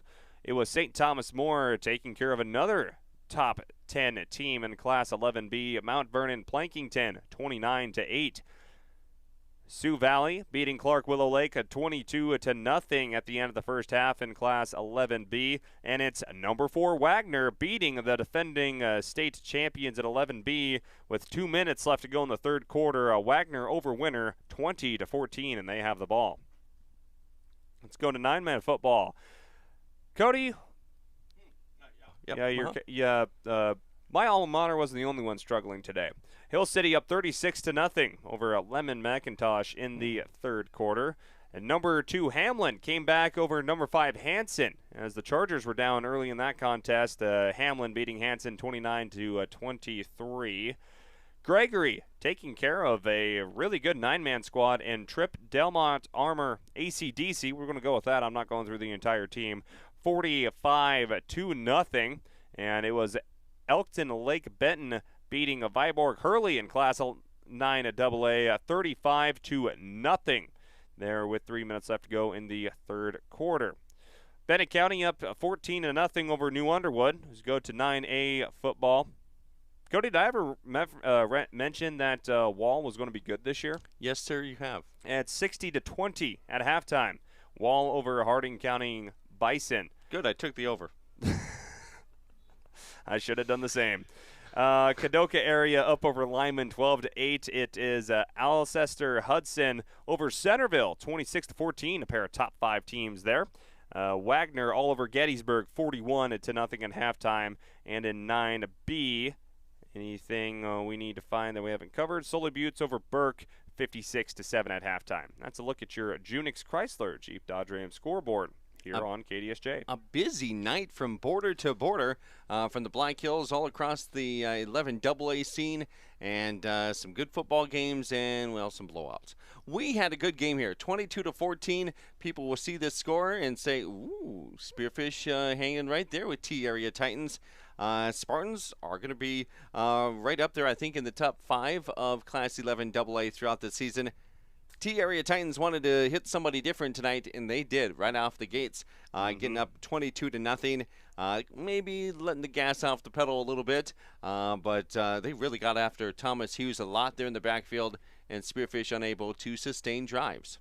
That was the storyline. The front 7 from T-Area. Spearfish flat could not block them the entire night, and that was the difference in this contest. As look at what's next for both of these teams. T-Area, they will be on the road, I believe, next week when they go to Aberdeen Central. And next week, Rapid City Christian coming into Lyle Hare Stadium in Spearfish next week right here on KDSJ Sports. See if we can get Paul James and the entire KDSJ Sports crew, get the whole band back together for a little bit of high school football on a Friday night. Don't overlook Rapid City Central. If you drop that game, nobody will want to think you're any good. Rapid City Central is up 14-0 over Sioux Falls, Washington. So this isn't quite the old Rapid City Central. So, and they about beat Spearfish last year during the Rushmore Bowl. So cannot overlook Rapid City Central, and Spearfish going 0-1 tonight. Don't want to go 0-2. So that will be a big game next week on KDSJ Sports. Our post-game show being brought to you by El Sombrero over in Spearfish. Also thanks to some more of our sponsors, Junix Chrysler Jeep Dodge Ram. They just brought you the scoreboard from border to border.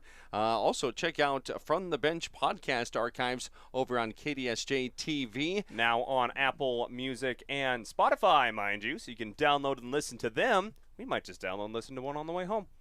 And the last episode was the BHSU volleyball coach. Yep, brand new volleyball coach, Coach Grayson DeBose, as I was able to catch up with him earlier this week, as well as the senior outside hitter, Emily Freeland, as well. A lot of interesting things coming for Black Hills State University volleyball. Say it'll be a definite change in the program, I believe, this season. Nice format you do with that. It's once a week, a little bit longer than what we can do on the radio. You can have it on TV. You can watch it live. You can watch it archived. It's all there on our YouTube channel, and follow more updates on Facebook. Also, our title sponsor once again this fall in our broadcast booth being brought to you by Monument Health Orthopedics and Sports Medicine. Thanks to Phillips 66 at exit 14 and exit 8. Pillin Optical in Rapid City. Our Superior Performance tonight was being brought to you by Superior Auto Solutions, and also thanks to Olson Propane. As we have a look at what's coming up next here for KDSJ Radio and KDSJ-TV. Next week, we got 3 more games for you. With a 3-game week this week, we're going to enjoy maybe a little R&R this weekend for Labor Day. Coming up on Tuesday, Spearfish Volleyball versus Hill City at 6 o'clock, TV and radio.